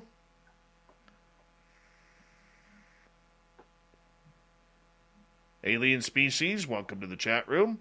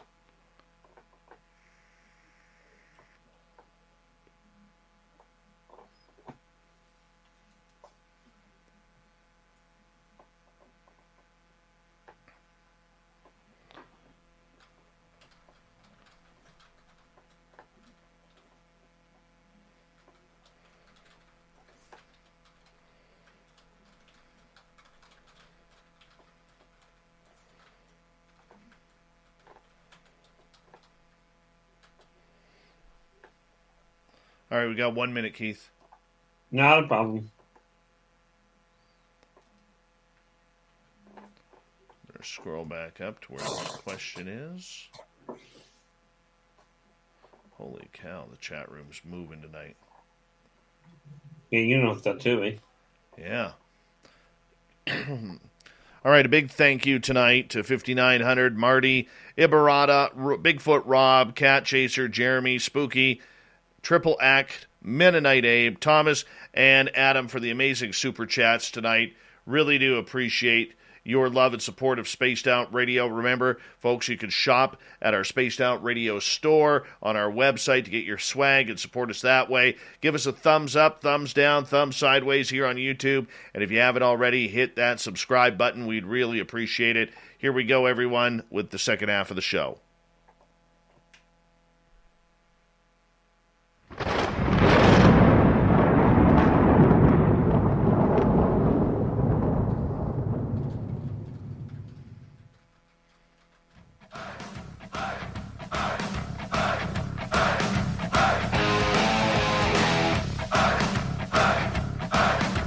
Second half of Spaced Out Radio is underway. My name is Dave Scott. Thank you so much for taking the time to join us. We really do appreciate earning your listening ears. Want to say hello and remind everybody that you can check out our free archives by going to youtube.com/Spaced Out Radio. Do me the favor, hit that subscribe button. Our website is spacedoutradio.com. We have a plethora of features for you. Rock out to Bumblefoot. Read up on Shirky Poo's Newswire. Check out our swag as well. Follow us on Twitter at Spaced Out Radio and on Instagram, Spaced Out Radio Show. We continue on tonight with our Keith Andrews and the ET Connection. Happens near the beginning of each month where Keith comes in, hops on the Woo train, and takes us on the ride that none other compares. Yep, Keith is a great guy. Lifelong experiencer, and now he counsels people to help with their experiences. Keith, welcome back. Well, thank you for having me. All right, let's move on here. As Low Pro has a question, do extraterrestrials take vaccinations? Quite seriously, not the way you think. They do have a decontamination system that they use. But as far as enter in amongst themselves, the answer is no. most of them have this idea that if they get sick and die because they're sick, then they probably shouldn't have done whatever they were doing. But where it comes to dealing with other races, they absolutely have a decontamination system. But it's more of a mist that you walk through, and that settles on you. Settles on you that you end up breathing in. But it's a standard protocol for interspecies regulation. All right, let's move on here to our next question. So Cheeto wants to know, do alien races live in the pyramids? To the best of my knowledge, no, but I will tell you the hieroglyphs are more than just hieroglyphs. That is an entire communication network that is set up on a subquantum subharmonic level that are used from a communication standpoint that reach far further than what modern telephones and modern satellite work. Solar Warden wants to know, lots of talk about Antarctica, but what about any ET and or human-related ET operations in a place like Greenland? Absolutely. Some of the races actually prefer the cold, and Greenland does provide a fair chunk of it. You can find ETs of various races on virtually every continent. And yeah, I realize that Greenland is not a continent. It's just an oversized island. But it's, are there races that are up there? I have no doubt about that at all. Can I give you specifics on them at this point? No. Mondak wants to know, so every being is paid the same in units. What do they do for fun and leisure? That depends on the race. But, it ranges from sports events very similar to what mankind uses. Depending on the race, it can be a whole lot more volatile. When you watch the original Star Trek, when they had three-dimensional chess, there is another form of three-dimensional chess that they use in the professional circuits that is best quantified as fourth dimensional or phase chess, where you can move a piece into into a given location, and with a specific maneuver, you can get it to phase out of existence so you can't see it. So if you're not tracking the moves yourself, you can be caught off guard really quickly. David is saying, I woke up once, felt like I was having a heart attack. I shot out of my body across the sky and into a room where an alien in a lab coat was staring at me. What is that all about? Oh, that's called astral abduction. Guess I could have walked into that a little quiet, a little calmer, couldn't I? Break it down for us. Ultimately, what they did, if you were shot out that fast, what they likely did was grabbed quite literally you, as in your soul, without damaging you, pulled you up to get a reading on the auditory and on the photonic level of your being to track what was going on. They're doing some sort of research on the subquantum level, and you were in all likelihood a lucky recipient. Well, I don't know if I'll call that lucky, but you get the idea. All and right. yes, that happens more often than people care to think. All right, I'll answer this one. Jeremy asking that Belgium Triangle photo, do you think it's legit? I have seen the photo. I believe there's a video that goes along with that, Jeremy, too. And I think that one was classified as debunked, if that's the same one I'm thinking of. If it's different, I apologize. But I know there's one that looks exactly like that that also came in a video form, and it was CGI. So if we're thinking of the same one here, great. If not, I apologize, and I'll look into it further. All right, Game Vet is asking, and welcome to the show, Game Vet. Where does the triangle-shaped craft with a hole in the center of the bottom come from? That almost sounds like a variation on the Corlock ship. I'm not honestly 100% certain, so I'm going to make a note of it and see what I can find out. If I figure out who it belongs to, then I will simply include it in the books.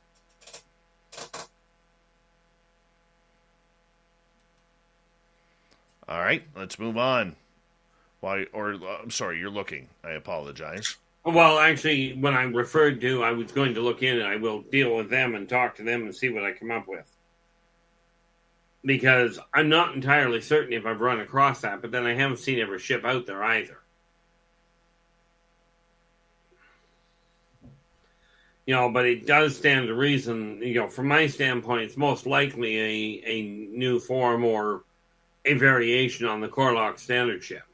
The Corlock standard ship, if you watch Space Odyssey 2001, that ship they show, that's a Corlock ship.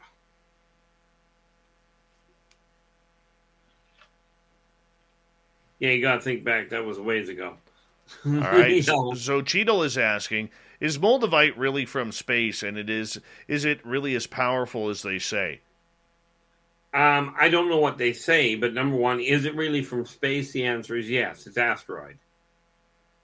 Is it as powerful as they say? Not knowing how powerful they say it is, I can tell you, it is extremely useful. From my standpoint, I use it all the time to help me walk, which might give you an idea. Awesome. Michael is asking, witnessing is one thing, but Keith, is this all about belief or faith? Love the show. I appreciate the support. In all fairness, the witnessing side of it, where it comes to, is it about belief or faith? From my standpoint, I've had way too many cases where I've had physical side effects. Okay, to take it right out of just belief. Part of it absolutely will have to be faith for people that have not physically witnessed it themselves. Because unfortunately, coming up with absolute proof is a little problematic. Joe wants to know, can the Greys swim? How come nobody ever reports an alien swimming? Well, because the answer to the first part of the question is, not that I'm aware of, something to do with what's in the water on their planet does not afford the idea of swimming. It's kind of like nicking yourself and jumping into the Amazon River on Earth. It's just a bad idea. So no, the Greys on the whole do not know how to swim. Okay, and the reason nobody ever tends to report alien swimming is because usually when aliens are coming to Earth, they're not coming down for recreation. And the ones that are here that swim do so far under the surface of the water that humans don't see them. I like Braslov's question. Spaced Out Radio, do you ever have SOR dreams? I could take that to a really bad direction. We're just not going to do that. Oh, my goodness. Let's just say that the show piques my interest. Pam McSee, so the small black triangle ships are probably us. What about the silver ones again? And again, like I said, the silver triangle, I was looking at that and I just looked that up. I actually tracked it while we were there. The Zeron Dar, okay, those are the ones that have the actual triangle ships. Thought I had it listed here. They are, they've, and that's only a recent addition. But it's kind of funny because the Zerondar they themselves are they're almost triangular in shape themselves, which is why they've taken to using their own ships. This is something I only just, quite frankly, found out, which is why for those of you that already have the book, wait a minute here. No, that's the volume coming up. The Zerondar are in volume 2. But I only just found out about their ships. I like Jenny's question. Keith, do you have any info about the Black Pyramid found inside a mountain in Alaska? Supposed to be a charging station for UFOs. Not only is it a charging station, it's a communications relay beacon. It's used specifically for aligning wormhole jumps outside of Pluto's orbit.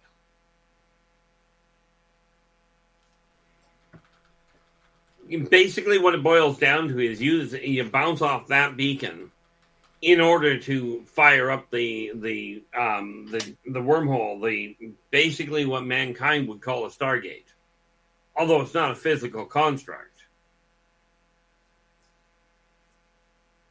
All right, let me see if I can find more questions here. I'm trying to get through a very busy chat room tonight, and I know I'm missing Which is always some. a good sign.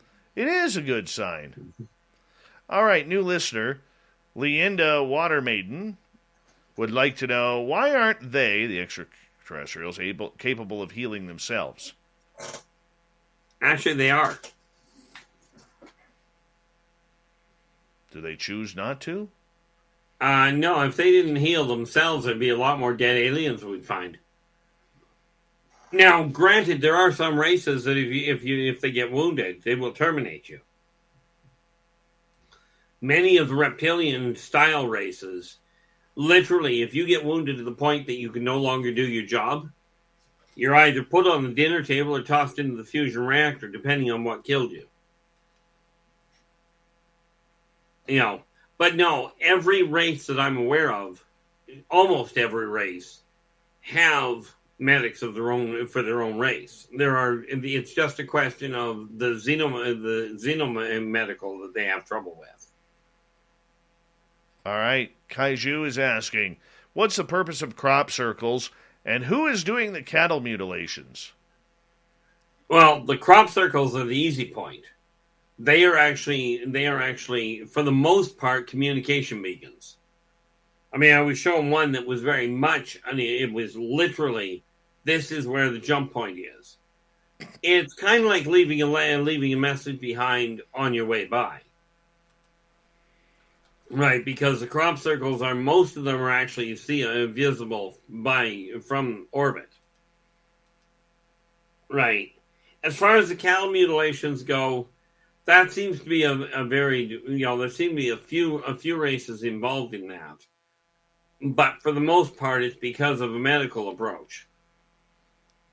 I mean, I do know that the Brahmin have a tendency, and the Brahmin aren't off-worlders, they're from here. Sorry, that is wrong. But they are a bovine Grun. There we go. They look kind of like a Brahmin, but the Grun are what humans would call minotaurs. They're not actually as stupid as what people think. But they are known for it because they're trying to get an understanding of their history. It's kind of like humans looking at apes. All right, let's go to Mondak's question. Which race screwed or screws with the nuclear ballistic missiles? Oh, that's the consortium itself. But they only do that when mankind gets stupid enough to start lighting it up to try for a nuclear war. Not to deal with they don't do it to stop nuclear testing or nuclear research. But the consortium is here to protect Earth, not the people on Earth. All right, our Keith from the Michael Leger. How do they contact you?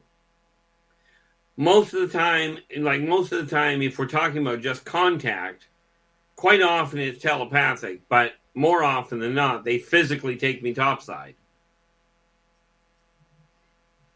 Okay, topside as in up into orbit. And I've had enough potassium crashes to know that that's pretty much as solid as it gets. And as I told you before, Dave, even my youngster has come to the conclusion this happens way too frequently. But at this point, he's just like, okay, it's happening. I'll see you when you get back tomorrow. That's when you know it happens way too frequently. All right, let's move on here. Aussie Ange is asking, Keith, do you know anything about the boomerang craft with the large light in the front of the nose? Well, the large light is simply a searchlight. As for the large boomerang shaped craft, those are literally tied to the consortium, but those ones are not used. The big triangles, or boomerangs rather, are not used for collection. They are used for surveillance. Whit wants to know, why haven't we been back to the moon? Well, you're going to love this one, but we have. Multiple times. Yes, people keep saying we're not there, but, quite frankly, that's kind of like, in my eyes, that's kind of like telling me the sun doesn't rise. It's just, man, the human governments don't want you knowing that they're still going.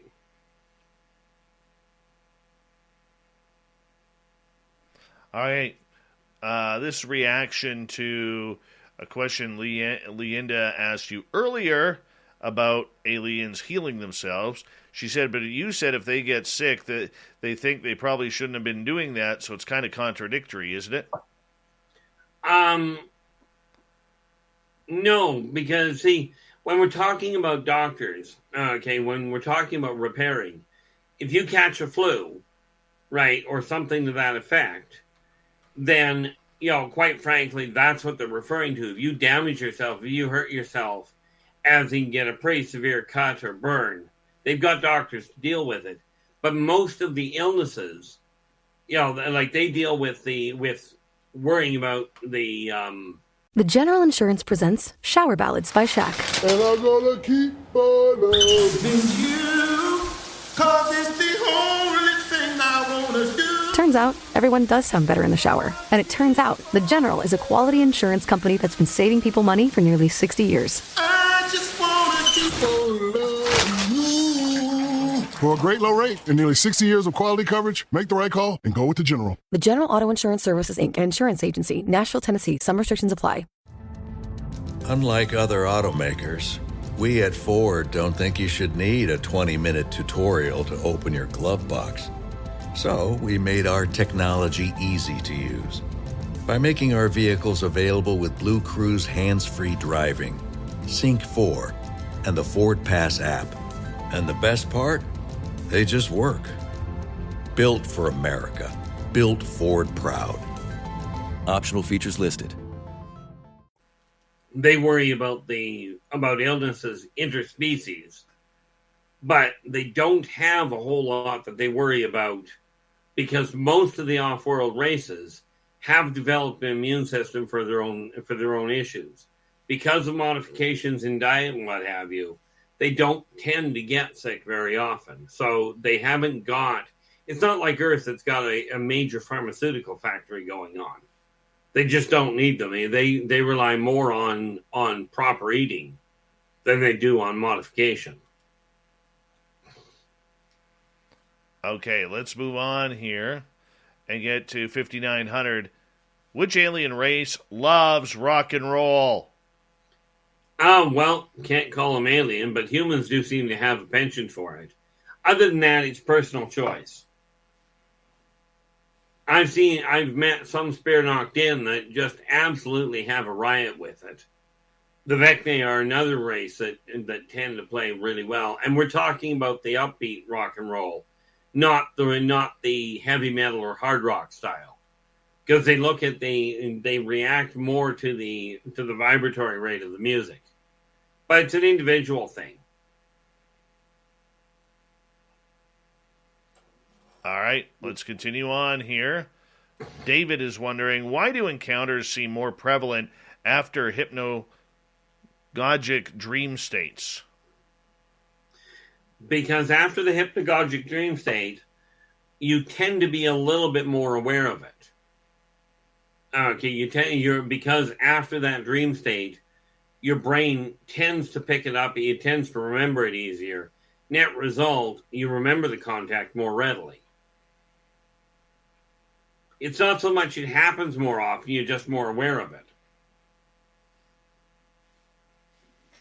All right. Michael wants to know, Keith or Dave, had aliens talk or contacted you in your daylight hours? Oh, yeah. Yep. You're right smack in the middle of a conference I was at one day. I blame Samantha Mowat for mine. I don't.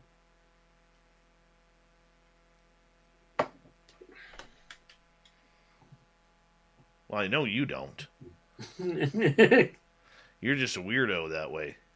Well, that I will agree with wholeheartedly. All right. Carbine's right wants to know, do you know anything about the 1976 Canary Island UAP sighting? No, but I certainly know about the Canary Island issues. In all fairness, sadly, I am a lousy researcher. I haven't looked into any of them. Yeah, that's not really like specific. I will say to our audience, you're not really into specific incidents and specific people. You're more into the type of research that the ETs give you personally. Ultimately, yes. The xeno-socioeconomic translations. You know, triphasic communication lines and that sort of thing. Yeah. Acryong wants to know, as we got just under 2 minutes, consortium is the same called the Federation or the Council of Saturn? Some people would refer to it as, I've heard some people refer to it as Federation, yes. As far as the Council of Saturn goes, that's a whole different council. You know, that because there's many councils in the consortium to handle different odds and ends. But the Council of Saturn is literally targeting Saturn and the surrounding area. All right, let's sneak in Ian's question here. We use 24-hour clocks. What do ETs use in space? Do they measure time differently? Good question. No, they measure time essentially the same way, just with a different marker. But they use galactic rotation on the galactic plane, starting from the galactic center. All right. Quick one from Fapster here. Did the aliens take flight MH370? In my opinion, Flight 370, they didn't take. Okay, it hit a pocket wormhole. And wormholes are an absolute royal pain in the neck if you're not designed for them. Quickly. And do I know exactly where it went? No. Ange in Australia came in late. What is the consortium? 20 seconds. The Galactic Consortium is the governing body that handles all of the different races coming into the area.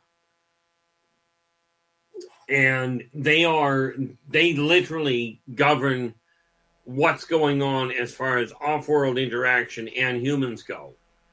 So they're the ones to make sure that no alien race comes in to try and take over Earth. Earth, from that standpoint, is protected because humans are the caretakers of Earth. Wonderful. Thanks, Keith. We got our Keith Andrews and the ET Connection for another 30 minutes here on Spaced Out Radio. Stay tuned. Then we got the fedora-wearing John Hudson for the UFO Report. Here we go.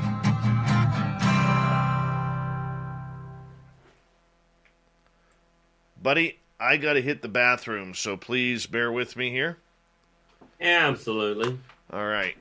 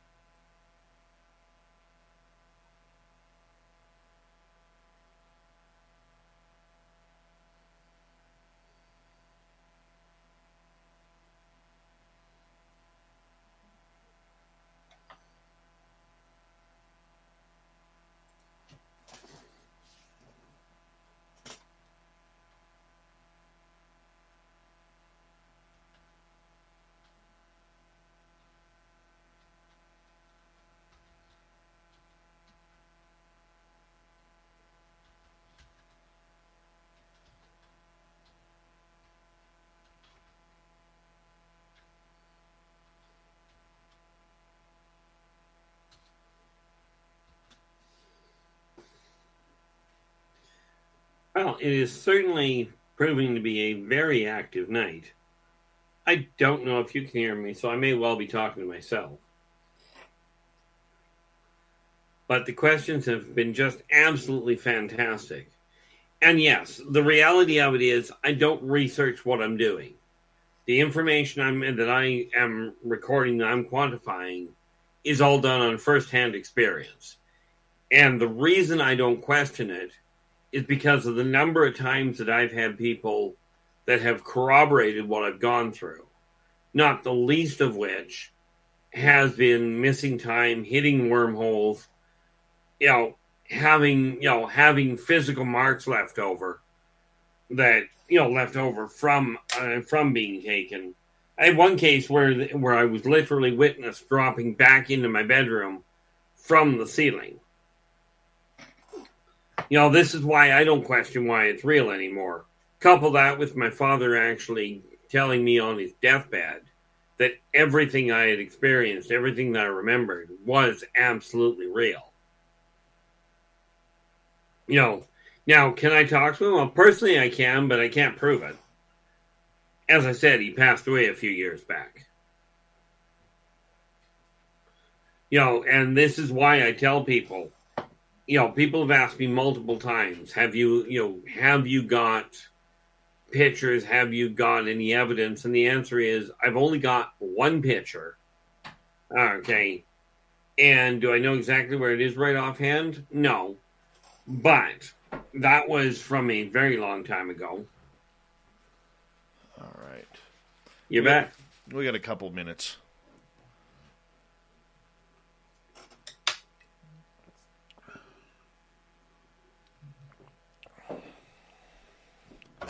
Out of my second cup of water. Yeah, I was told the amount of coffee I drink because of the weakness of it. The hospital nutritionist I went to told me, don't worry about the coffee you're drinking because basically you're drinking water. It's just got a little different flavor than chlorine. God, if I showed you the list of beverages that I'm allowed to drink on my diet, you'd stick with water too. Oh, that bad, eh? Oh my God, it's terrible. Yeah, I got a kick out of it. I read from somebody at one point, they were talking about diets. It's like the old idea of if you don't eat as much food, you'll lose weight doesn't work. Well, let's face it, that's just wrong. You're wrong. I probably am. I'm teasing. All right. I want to say a big thank you to 5900, to Marty, Ibarata, Bigfoot Rob, Cat Chaser, Jeremy, Spooky, Mennonite Abe, Triple Act, Thomas, and Adam for the amazing super chats tonight. Very much appreciate the love and support of Spaced Out Radio. Don't forget, you can also support us by giving us a thumbs down, thumbs up, whatever you want to do.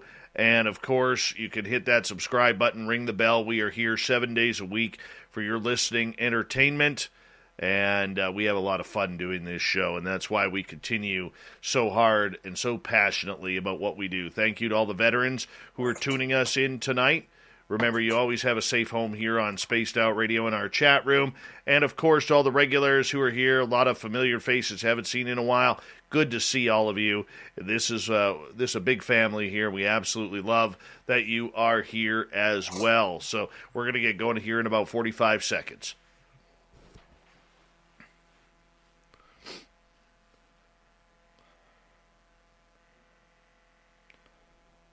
Right.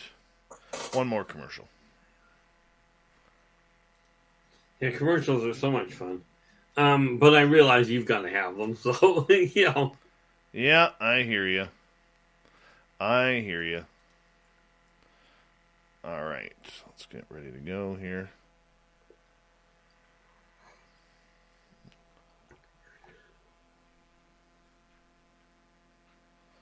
All right, here we go. Horns up.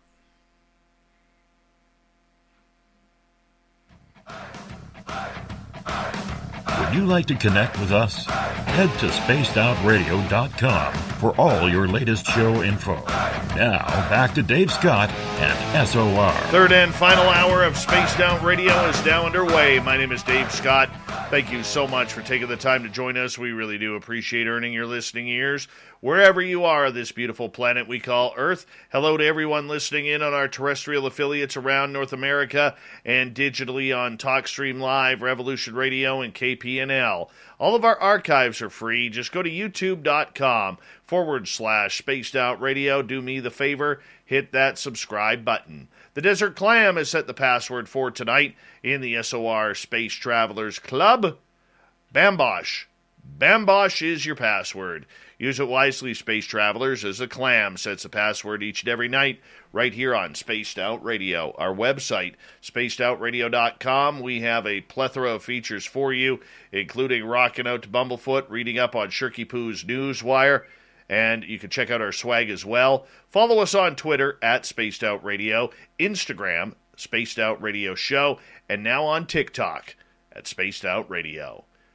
For the final time tonight, we introduce our Keith Andrews. The ET Connection happens near the beginning of each month, where Keith comes in and talks about the who, what, where, when, why, and how of UFOs, aliens, and everything weird and strange. Yes, jump aboard the woo train for this one. Keith, welcome back. Thank you very much for having me, and welcome back to all the people that are joining us still. All right, Kaiju wants to know, are there any Hollywood alien creations that look very similar to real ETs? The answer to that is definitively yes. Give me half a second. I actually called that up. I saw that question in there, so I figured best be doing that. Okay, right off the bat, alien from the stars Sigourney Weaver. If you remove the internal elongating jaw, you've just about got a bang-on marker for the Chick-Chock. They are very ascetic and extremely hostile. And even the way they lay out the reproductive system is right. Then you've got, from the movie Arrival, the Udina. Okay, and they're what they show you with regards to the writing is as close to right as you're going to get on video. Because it's not just a simple ring that they put up on glass. It's actually a three-dimensional thing that is done in the open air, or open water, depending on how you look at it. Then you've got your Tormenon, which if you watch Jupiter Ascending, it'll give you a real good look at them. Okay, and of course the Maldok, the Maldok are very similar to what they show you on Predator. Except with Predator, they've got the upper jaw extending as well. And the Maldok don't actually have the upper jaw extending, like fanning out. And you'll love this one. This is the one that most people don't get. But the Econ and the Ecodal, Star Trek fans would recognize them as Tribbles and Tribble Eaters. But they are very real, and yes, they do reproduce that fast. Their main food source on their planet. And then I've got to double check, but what the heck was it called? I've written the wrong name of the movie down, but I have seen a picture of the Burundi and the Burundigar. Okay, on some movies, I just have to go and find out which one it was again. Oh, I think it was Descendants 2 is where I saw that one.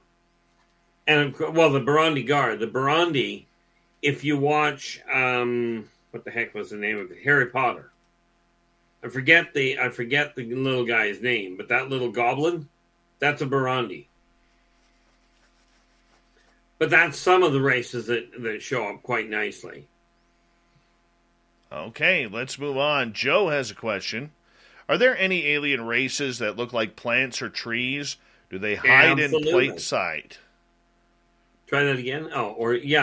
Well, the Arborians look like trees. There are also little Arborians that look like other plants, like ferns.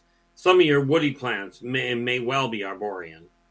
Your Spear Noctin look like the little button mushrooms. Your Vecnae look like similar to some of the spiny vines that we see.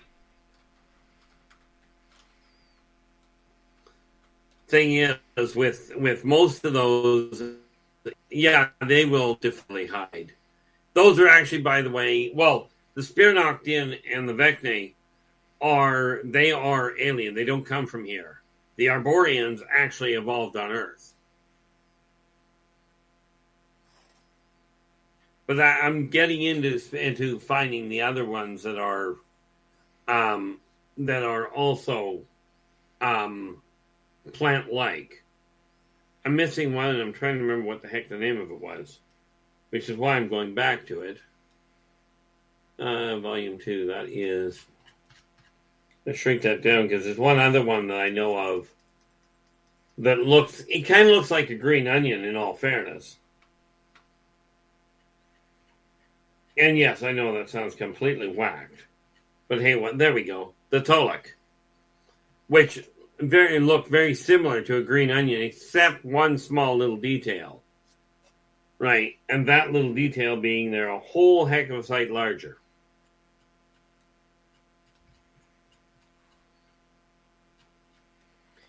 You know, the neat part about it is a lot of the plant life like that, yes, it could hide in plain sight. Yeah, like the Tolek, they look like green onions, but they're like 8 feet tall. They might stand out in your garden. All right. Let's go over to Michael. Keith, what's the nicest thing an alien ever did for you? That's a bit of a toss-up, but I mean, I've had more than enough of them back me up. I think the most prominent one was the day Srazazian actually saved my life. I'm still debating whether that was nice or not, but, you know. Yeah. You get the idea there. But most people would say that was probably the nicest thing. You know, but, I mean, I've had them give me tours of ships. I've had them, you know, deal with, you know, like, for instance, when you look at the Kinlar, right, they're a lovable little bunch. They're violent as all get out, but if you get on their good side, they're actually decent people. All right, let's continue on here. Game Vet. Do you think ETs, or do the ETs think it is racist to call them aliens? Can we have Absolutely. Can I finish? You don't mind? Sorry. Yeah. Can we have a live interview with one? Yeah, good luck with that thought. As far as do they think it's racist? Absolutely not. See, according to the off-worlders, if you're not born on a given planet, you're alien. If you're not born in a given country, you're alien to that country or alien to that land. So, no, it just simply describes what they are, or more to the point, what they aren't. So they certainly, on the whole, do not take offense to it.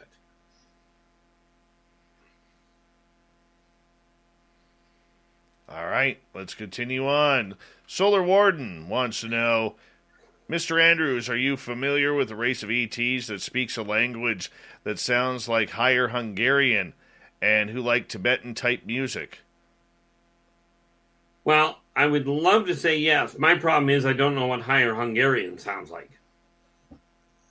That being said, the Yumion undoubtedly like Tibetan-type music. That's I presume the cymbals and bells and that sort of thing. If I remember what Tibetan music's. This is Peacock. I love it! It's streaming your favorite shows, movies, live sports, breaking news, exclusive originals. It's The Office. That's what she said. Chrisley Knows Best. It's gonna be Todd's Way or the Highway. And Peacock original shows like Punky Brewster. Holy macanoli. So whether you're in the mood for every live WWE pay-per-view or every episode of Law & Order SVU, Peacock's got you covered. Peacock. Watch for free, upgrade for more. Stream now at peacocktv.com.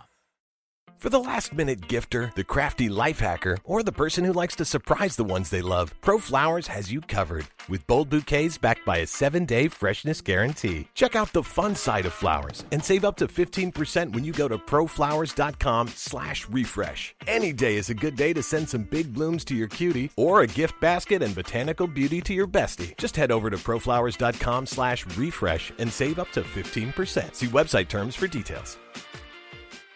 Sounds like. But that's probably the Yumian are one race that would absolutely take to it.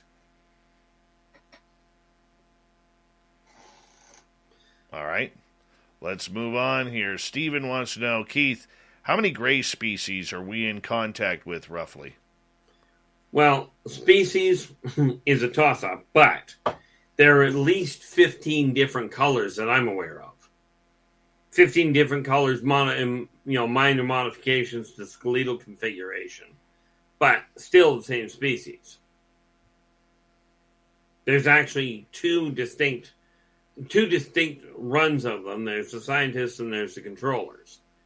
But, like I said, they come in multiple colors, multiple minor skeletal modifications, much like humans come in multiple colors and skeletal configurations. Fuman Derp wants to know, what can Keith tell us about the Ashtar group? I suspect, I've heard that, if I remember correctly, most of the time I hear it as Ashtar Command. And that's a subcommittee inside the consortium. They answer directly to the Council of 12, but they are focused primarily on communication lines and scientific interaction, as in interspecies scientific evolution. Where are they out of? They are, like I said, they're a subgroup of the consortium itself.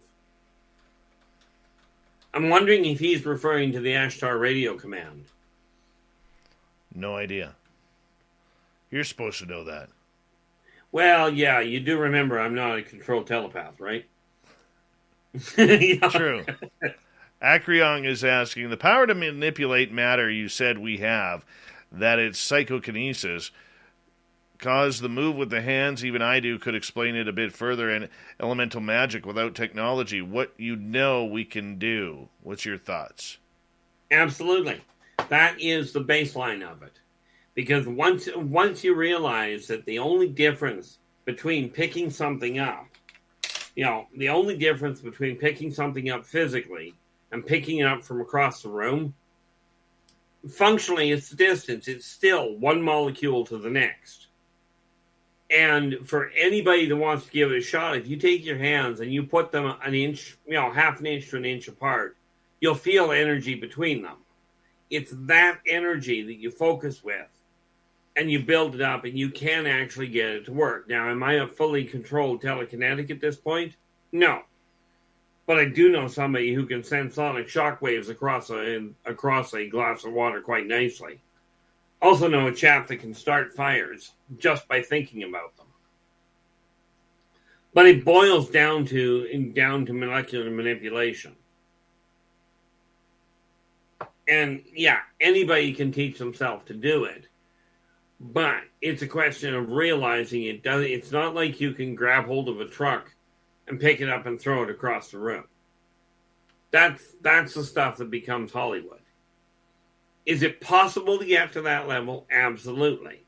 Because there's been lots of situations where people have been witness to, frail people picking up a car and rolling it over to get somebody that was in trouble out from under it. And this is just another way of modifying the molecular density. It's the same technique used to walk through walls. It boils down to humans are taught that things are solid. And frankly, they aren't. There's space between the molecules. Once you realize that, you can start modifying what's going on around you.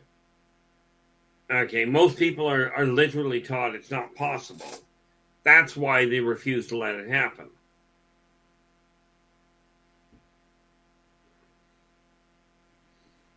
All right, let's move on here. April, May, June is asking, what are your thoughts on walk-ins? Very real. And that's an orchestrated setup that happens between two souls. One soul comes into the body to start with, but its entire reason for coming is to experience only the birthing process up to a certain point. The second soul that arranges before the first one is born, before the first body is born, the second soul gets together with them and says, look, when you hit X number of years old, I'm going to swap places with you because I don't feel like going through the birthing process again, and I'll just take over from there if that's okay. So they come to an agreement, and there's a distinct swap. When it happens, there's a distinct swap in not necessarily, well, usually it's personality swap. Memory can be completely scrambled, and the person will take on all sorts of different quirks. Like, it becomes pretty obvious to the people that know them well, but not always. But walk-ins are very real. But a walk-in is very different from a hijacking.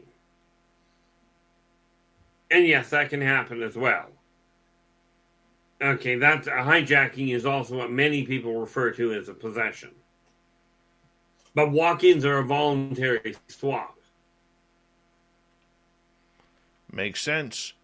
Okay, let's go over to Sovereign. How fast can malevolent alien races build a subterranean base or city? Well, that depends on whether or not the planet they're trying to build it on is stable and whether or not it's inhabited. They can build them literally, if they're moving into an uninhabited asteroid, they can literally build a full-sized station in under a day.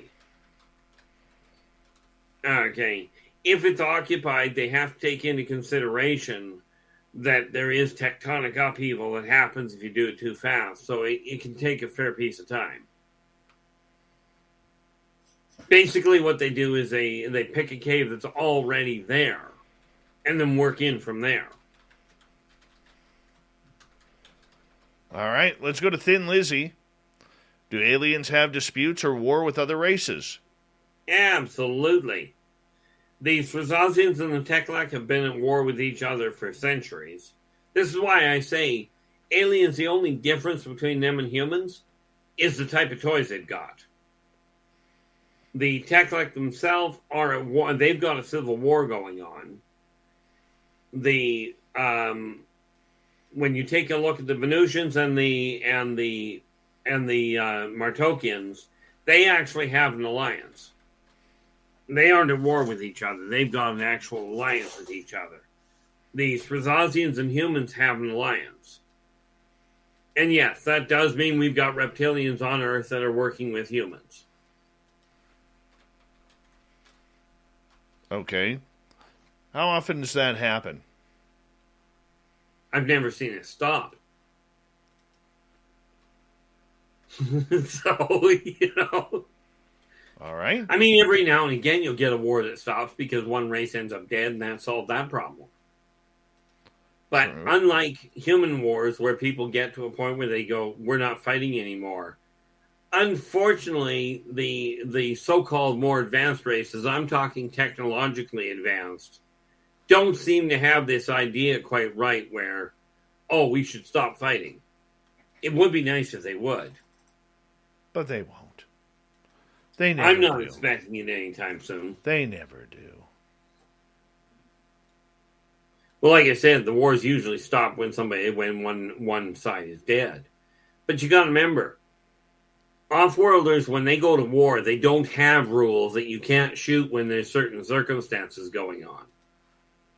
Their idea is, if you're going to war, the idea is win. Wipe out whatever you're going to war against. You don't have this issue of, oh, we've got a certain amount of firepower we can use. He who has the biggest guns makes the biggest holes. Okay. We've only got about 4 minutes left with you, Keith. Let's try and get a couple more questions in. Sovereign wants to know, Keith, do you accurately know the timeline of the Anunnaki history and how they're genetically created a slave race for all sorts of physical labor? Number one, the Anunnaki didn't build, as far as I know, I'm presuming he's referring to, that this person is referring to humans being built by the Anunnaki. The Anunnaki were here, okay, but they didn't build the human race. So as far as accurately goes, I cannot put it in Terran terms, which would be the biggest problem. But I can tell you that they do come back on a regular basis. But they are not, as far as them building races for physical labor, for finer points, they certainly hire other races, but as far as I'm aware, they've never built any, and they certainly did not build the human race for any functional reason. Well, they didn't build them at all. All right. Fidgety wants to know, can the Arborean move around? Could that explain the moving tree mystery? Absolutely, they can move around. If you watch The Lord of the Rings, I forgot about that one, which is sad. You watch The Lord of the Rings and you look at Treebeard, meet an Arborean, tree style. What about Wizard of Oz?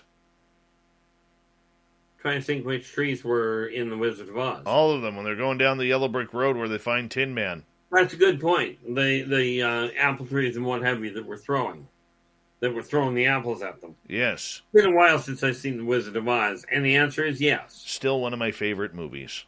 Absolutely. Still one of my favorite movies. I still like the idea of the witch, but, you know. All right, Stephen wants to know, what do you know about Arcturians? I think I have seen a ship. Arcturians are an interesting race, and I've got a whole pile of information on them. But they are humanoid. They are a peaceful race on the whole, but very intellectually based. They should be right here. That's the Anunnaki. And watch this. There we are.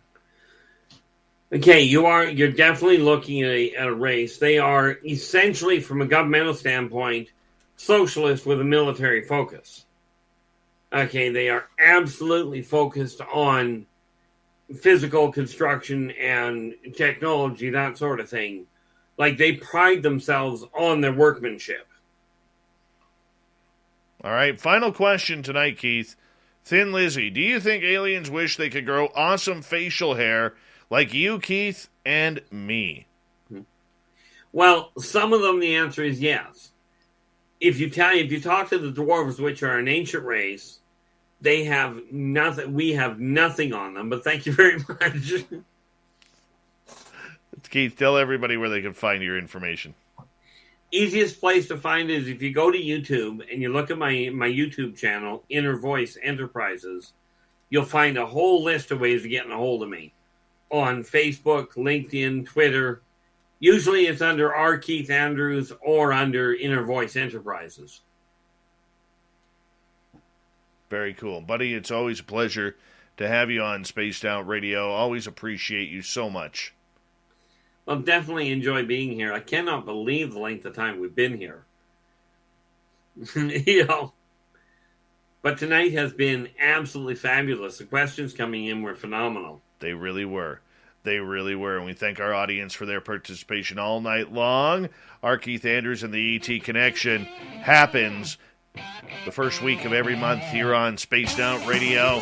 We love it when Keith comes in and drives the Woo train wild and right off the tracks. Coming up next, fedora-wearing John Hudson is here for the Unbiased UFO Report. We got Shirky Poo's news and the thought of the day. Stay tuned. We continue right after this.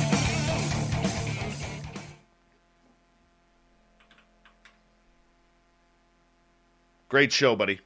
Great show. Went really well. Really happy with the way that one went. That was fun. That was fun. Really appreciate that. Really appreciate that. I cannot believe how long we've been at this. You know that? I know. It's cool. It is Very cool. Was that your chair squeaking or mine? Yes. No, that was mine. Okay. Just making sure. Man, I got to be up at 6:30. I got to go to Clearwater for my son has 2 hockey games, then drive to Abbotsford. Oh, joyful. Yeah. I'll bet you than me. Yeah. Joyful is correct. Joyful is correct. May stop in Kamloops for a little bit. I could use some Taco Bell. Yeah. Yeah. Yeah, I'm getting way more reclusive lately. My ex actually showed me how to do my grocery shopping online, so I don't even have to go to the grocery store much. Oh, my God. I don't even want to try that. Wait, shopping on Amazon, you mean? Or Yeah. going to the grocery store? Both. See, I went to a grocery store just the other day, and there were only like 8 people in it, including the staff. And unfortunately, I got, I remember when I lived in Mission, quickly here, because I do got to get John in. I remember when I lived in Mission and I was still single. Sunday night was always single dad's night at Save On Foods. Okay. Right. And that because, we all worked during the week, and then Sunday night the kids either went back to mom's house or whatever the story was. So you'd see a bunch of single dads. Well, one night I got caught behind a bunch of couponers. I'll tell you, I've never seen something more evil in life than getting stuck in a lineup behind a bunch of couponers taking up 2 rows of tills, and there's only 2 people on the tills. The single dads were ready to brawl. It was almost brawl night. Joyful. Yeah, it happened 2 weeks in a row. 2 weeks in a row. The second week, they finally opened up a 3rd and 4th till, and I'll tell you, the screaming that was happening in that place from all the single dads, we were going nuts. We were going haywire. Yeah, it can get a little carried away, but that is a nightmare. Keith, yeah, no doubt. Keith, buddy, I got to run. Got to get John in. Absolutely. Have a good one. My brother, we'll talk soon, okay? Absolutely. Take care. You too. Have a good one. Much love, buddy. Our Keith Andrews, everybody, and the ET Connection. Love him. Absolutely love him. Oh, there's the fedora-wearing John Hudson. Good evening, sir. How are you? You must be having some humidity there. Your hair is wild today. Oh, no. It's actually quite cold here. Well, cold for California. What is cold, John? Tease me a little bit. Anything below 70. You are a sick, sick man. You know what I would do in 70 degrees? I'd wear shorts, flip-flops, and a T-shirt. Exactly. That's the whole reason why we like it, that temperature. I always tease my friends on the East Coast. I'm like, when you guys have to put your motorcycles, drain them, put them up for storage? Not here. We ride our bikes on Christmas Day. It's You're terrible. Terrible. Reborn from Ash, how are you? We got about a minute and a half here, dude. No worries. Mm-hmm. So actually, I missed the show tonight because I was hanging out with my daughter. How'd it go? Very Fun well. stuff? Very well. He's always a kick. Love Keith. By the way, it's 35 degrees Fahrenheit, 2 degrees Celsius here right now. Jesus Christ. People are not supposed to live in that kind of weather. It's not good for them. I'm telling you right now, that is nice temperature, man. It is a nice temperature. The air is nice and clean. All right, a big thank you to $5,900 Marty, Ibarata, Rob, Cat Chaser, Jeremy, Adam, Thomas, Triple Ack, Mennonite Abe, and Spooky for the amazing super chats. Thank you so much for your love and support. Thank you to everyone who's hit that subscribe button tonight and rang that bell and given us a thumbs up, thumbs down, whatever you decide. You can do it. And 51 degrees is shorts weather. I'm just telling you right now. And, so disappointing. I can't even continue. Go shopping at our store and our website. Maybe you'll find some shorts for John. All right, here we go, buddy.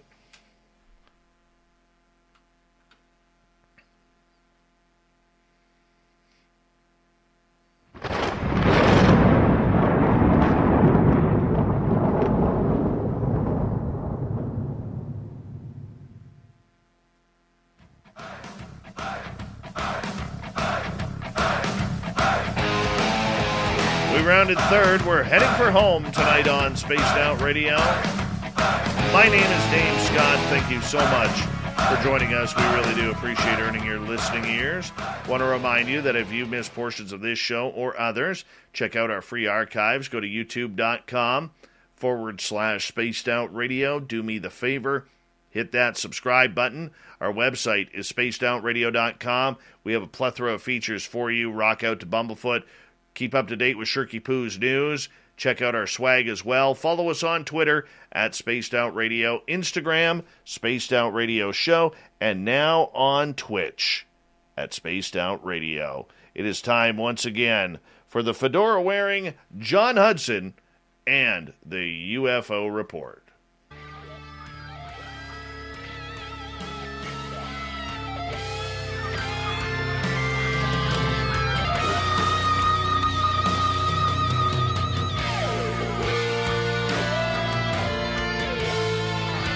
Yes, it's all things woo tonight as we continue on with the UFO Report. John Hudson has us all set up. John, it's always good to have you here, my friend.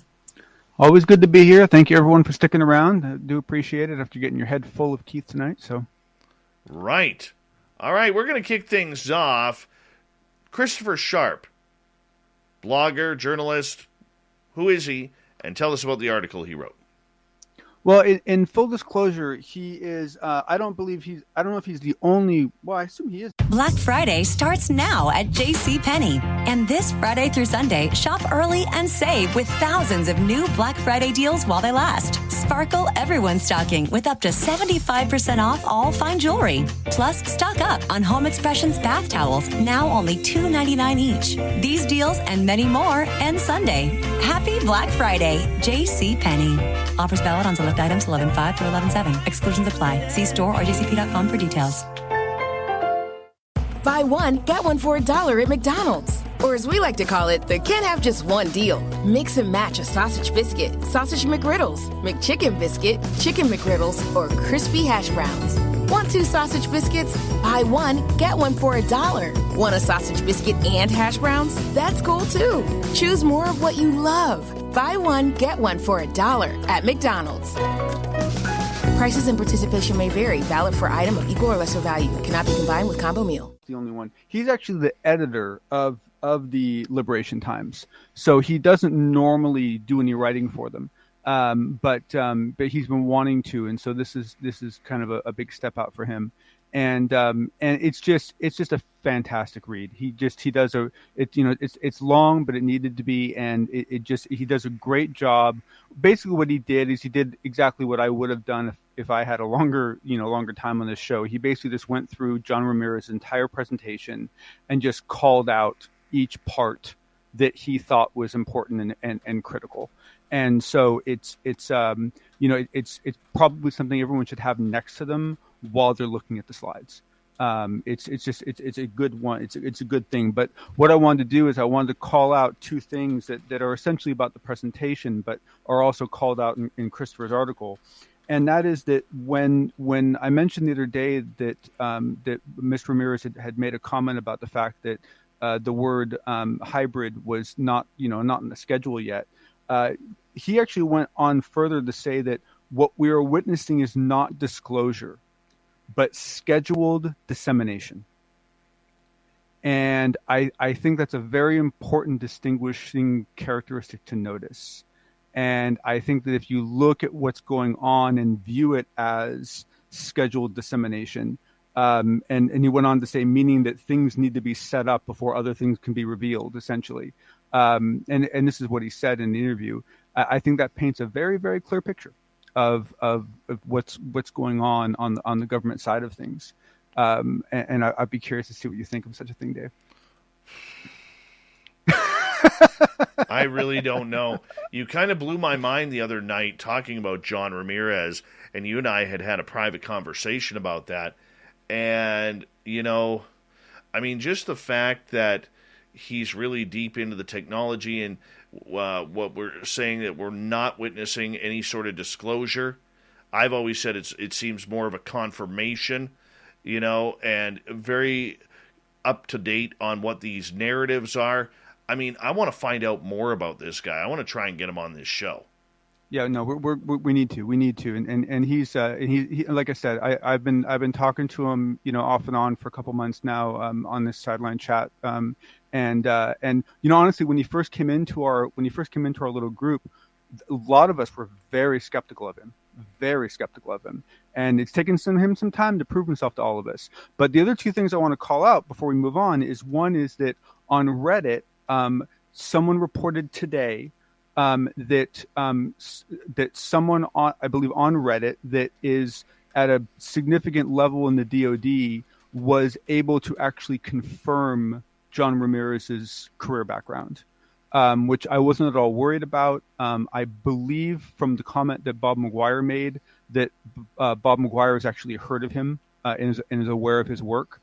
And I know that at some point John Ramirez actually interacted with Semivan while inside, and so there's a lot of people that should be able to confirm his identity, but his identity has at least been confirmed by one person as far as what his career was and what he did. And then the last thing I want to bring up, which I should have brought up the other day, and I apologize to everyone because this to me is a significant thing, and that was because it caught me off guard when he said it. He said that he feels that the James Webb Telescope might be a breaking point for all of this.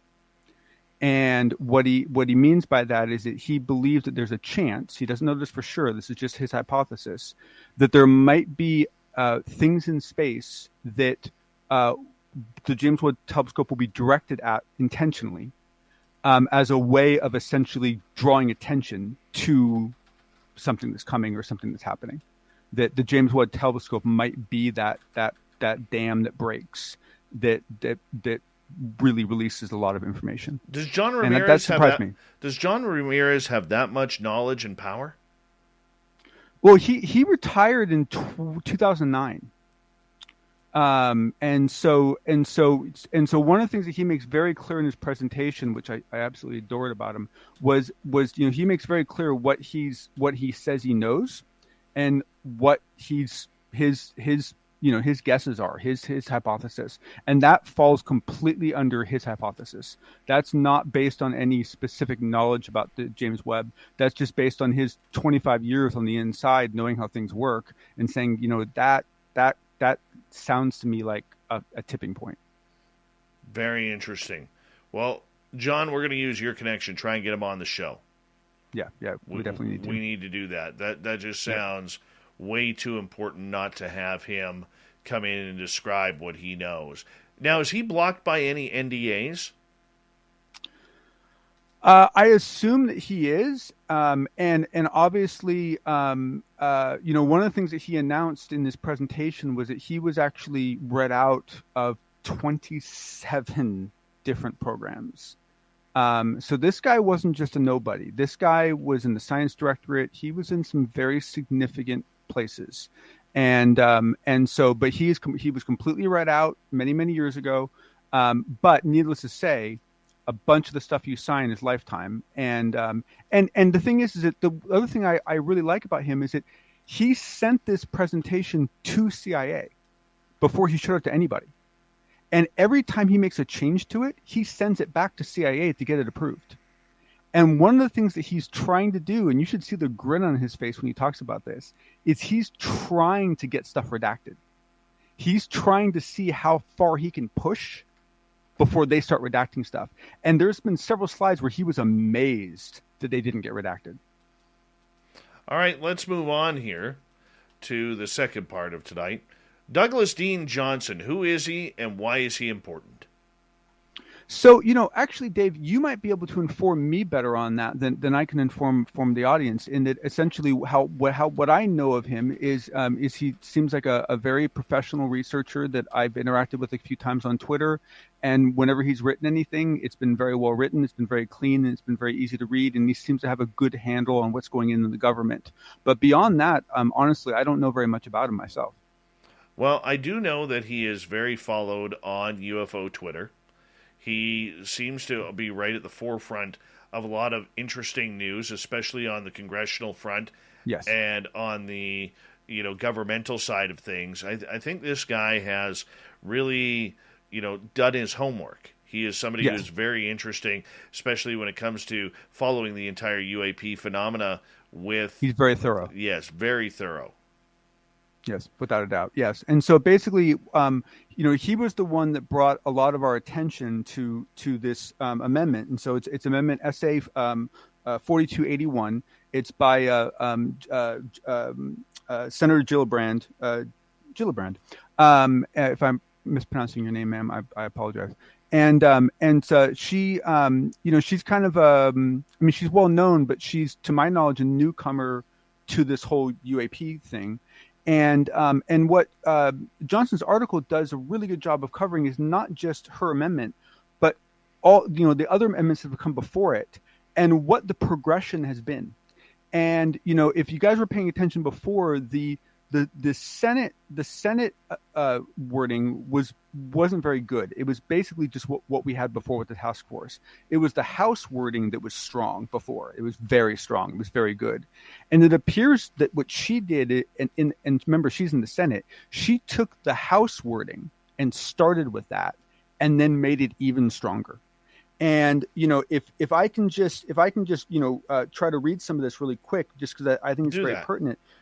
Is that essentially what her amendment would create is an anomaly, surveillance, and resolution office, basically ASRO. There would be a UAP focused office that would be placed in the appropriate component of the Department of Defense, with a joint organization of the Department of Defense and the Office of the Directorate of National Intelligence. The head of ASRO would be charged with developing procedures to synchronize and standardize the collection, reporting, and analysis of incidents, including adverse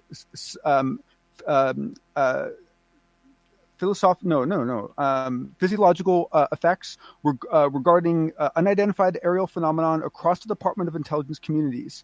In doing so, the ASRO head could propose, as appropriate, the use of any resource, capability, asset, or process of the department and the intelligence community. This is a very strong role that she's creating. And I have the bill attached to this, and it goes on. She goes into a ton of detail, including creating a science advisory board, a kind of a separate sub-organization to do research. And she goes into exquisite detail. It's a long amendment. It's a very long amendment. And this is good stuff. And the problem is, and Johnson talks about in his article, is that, we don't know how all the negotiations are going to go, right? And essentially all of these amendments have to be voted on. Now, she's a pretty well-known character. She's got a lot of good friends in the Senate. If she can turn some of them onto it, it might get some support. She hasn't made any public announcements about it. So, we don't really know how strongly she feels about it. But without a doubt, this is my favorite wording that I've seen so far. This is really good stuff. This is really good stuff. I don't know where the budget would come from. I don't know, how would, because what a lot of people don't realize is when Space Force was created, one of the reasons why Space Force was created so quickly is because there was already a Space Force in each of the branches. Like, each branch had their own Space Force. And so all they did was essentially grab all those people and shift them all together into a new org. So yeah, they're hiring and they're building and so forth, but they kind of were like ready to go with a microwave oven kind of meal, right?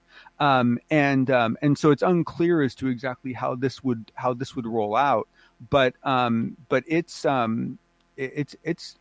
It's very, very impressive. And like I said, what I really like about his article is the fact that he doesn't just talk about her amendment. He talks about, what happened before, what the previous amendments look like, what was driving them, and it kind of shows a story arc of sorts that shows us how we got to where we are today. Very interesting. All right. Now, one of the things that you brought up here as well, I got to bring it up here, is this SA 4281. But that is the amendment. Okay. So, sorry, I'm having a Canadian moment here. Yeah, okay, not knowing. So with this amendment that you were just talking about, how deep do you see this going? Because this is kind of a first that we're hearing about this. Well, that's what's so interesting is it she didn't just. So first off, what I was hoping from the beginning was that the Senate would adopt the House language, because the House language was significantly stronger, right? The Senate, all they did was carbon copy what was already there. They just left the task force a task force. They didn't really do anything with it. They just left it exactly how it was before. It was the House that built out this huge idea of eliminating the task force, creating an official office, doing all this stuff. And she basically took that and then expanded it by significant amounts. And so essentially, I mean, she goes into it's amazing. It's incredibly small font, so have fun. Have fun reading it, folks. But I mean, she goes into defining essentially who gets access to it, what security levels they have to be at. Two people must be appointed from the Presidential National Academy of Sciences. 2 people must be appointed from the National Academy of Engineering. 1 person must be appointed by the President's National Academy of Medicine. I mean, she goes into extreme detail as to, she builds it out. I mean, this looks like something that was architected in a way that it's designed to be executed on the go. It's not something where you would have to take it and develop it into something. This looks like something that is really kind of like a ready-made, a pre-baked solution that you could really do some. You could kind of be on the ground running. No. So I don't know who help she got from, but and I don't know what her angle is. She's not my senator, so I don't know a whole lot about her. I've certainly heard her name several times before. There aren't that many senators, so they kind of stick out. And it's interesting that she's, just not to get into politics, but I find it interesting she's a Democrat. I think once again, this speaks to the bipartisan interest in this topic, but she clearly takes it very seriously. All right, buddy. Thank you so much for another wonderful edition of the Unbiased UFO Report, which will be stored on our YouTube channel, and you'll post the links on Twitter as well. Thank you so much, John. We'll talk to you in the After Hours show. Yep. All right. Let's get to the news.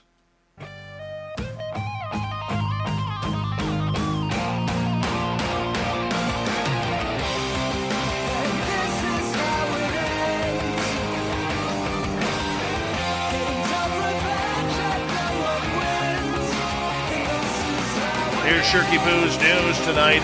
A Minnesota police officer was summoned to break up an unusual street fight. Yeah, the pride of America, 2 bald eagles obviously were not fond of each other. They were found stuck together in the middle of the road. The city of Plymouth said in their Facebook post that Officer Mitch Martinson responded to a neighborhood on a report of 2 bald eagles brawling it out and then getting stuck together on a roadway. Martinson said being called to break up a street fight between 2 eagles was a first for him. We do have de-escalation tactics, but I've never applied them to eagles or other animals. The officer consulted with the Minnesota Department of Natural Resources and Raptor Center, which told him the eagles were likely in a dispute over territory. Martinson said he was attempting to cover the birds' heads to calm them down when they decided to flee the scene. The eagles started going at it again, and the next thing you knew, they were flying away. Damn eagles. Up here in Canada, this is so Canadian. Very Canadian. I know all the Americans out there who are going to kind of eye-roll the stereotype, but this happens in Canada. Yep. She was a young moose, not even 2 years old, still getting used to her surroundings, when she took a wrong turn on Thursday and crashed through the window of an elementary school classroom in Saskatoon, Saskatchewan. By the end of the day, the moose, though a little banged up, had found her way into the hearts of Canadians across the country. Photos of the moose standing in the classroom, shards of glass surrounding her, had swept across social media, stirring a mixture of delight and concern. 14 children attending a before-school program at the school, Sylvia Fedoric Public, were in the room at the time, but they were uninjured and were immediately led away by staff. We're all still kind of shocked, says Principal Victoria Baker. Pardon me, she is a spokesperson for Saskatoon Public Schools, and what might be a little bit of an understatement, it just looks like a quintessential Canadian story, said Pat Dubois, a host of a local country radio station, who had spotted a moose on his way to work and asked listeners to keep their eyes out. Once we found out that the students were okay, and that while the moose was slightly injured, but it was going to be okay, then we were all kind of having a laugh a little bit more. The quip on a few lines where the moose was tired of virtual learning. The students had a special guest for biology class. The schools are finally getting back to normal. After all, about 48,000 moose call the province of Saskatchewan home. Like the youngster still finding her way around the neighborhood, the moose just lost its sense of direction. Good Canadian story. Well, here's another one. This one happened just 2 hours north of me. Here in BC, a woman having a cigarette on her front porch was approached by a wandering bear that licked her on the hand. Yeah, Melanie Porter said she was having a cigarette sitting on a chair on her front porch in Quesnel when she spotted movement in her front yard that she initially thought was the neighborhood cat. Nope. I look up and it's a bear. I freeze, Porter said. I'm thinking, oh, well, what do I do? Seriously, what do I do? I'm just going to stay still. Porter said the bear walked right up to her, sniffed her, licked her on the hand. Porter snapped a photo of the bear standing just inches in front of where she was sitting. If I die, at least they'll see who the culprit was, she said. The bear eventually backed off and Porter rushed back inside her house. She said a neighborhood's security camera footage revealed the bear had been watching her from the yard for some time before approaching. It was so dark and he was so quiet and stealthy I didn't even see him. I was sitting 10 feet away from a bear the entire time. God bless her. That is awesome. Absolutely awesome. Good Canadian bear there. Nobody hurt.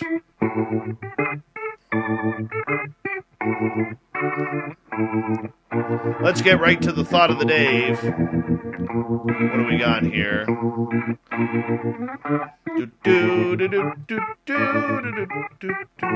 All right. Are there too many UFO, UAP podcasts out there? That's a thought. Chris, yes, and it's great. Eric, I don't know. I just listened to Dave Scott in UFO Garage. Andy, Dave, are you really asking, is there too much information out there? No, that's not the question I asked. My answer is there's never enough information on this subject. Kimberly, yes, it's like streaming services. I can't watch it all. Coral, I'm glad there's a lot, but also got to weed between the good ones that resonate with you. Lou the Lip Blade, it's kind of like streaming apps. They're everywhere, but only have a few of the good stuff. Kenneth, yes, because there's nothing else to discuss. And that's about it. We're going to shut it down right there. Thank you to everybody in the thought of the day. Thank you, John Hudson, Shirky Poo for the news, and of course, our Keith Andrews and the ET Connection. We got Mr. Ron Bumblefoot Thal rocking in the background with Little Brother is watching. Bumblefoot is the official music of Spaced Out Radio, rocking us in and out of every single show. Get your horns up for the guitar god himself. Special thanks to everybody listening in at home, at work, in your cars, wherever you may be. Thank you to everyone in our chat rooms tonight. YouTube, Twitch, LGAB, Revolution Radio, Spreaker, Facebook, the Space Travelers Club, and on Twitter at hashtag Spaced Out Radio.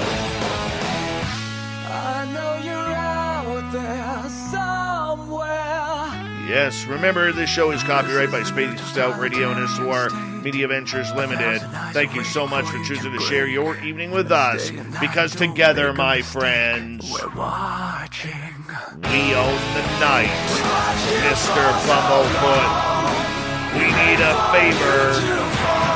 We need you to take us home.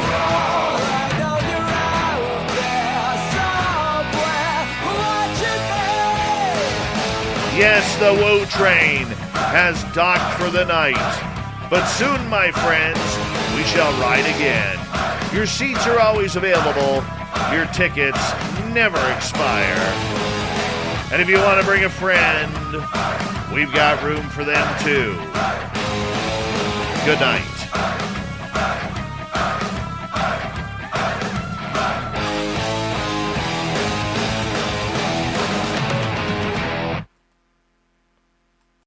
Hello, Archie Manning here. When you grow up in a town like Drew, you understand once a Mississippian, always a Mississippian. I love this place and care about what happens here. Our doctors are telling us 95% of new hospital patients who have COVID did not get vaccinated. We know the vaccine works, but only if you get it. It's easy and it works.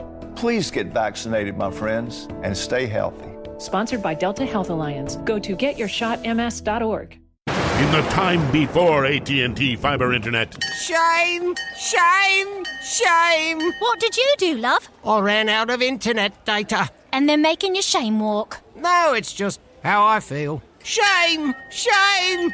In the time after AT&T fiber internet. Nice to have unlimited internet data, right? Right.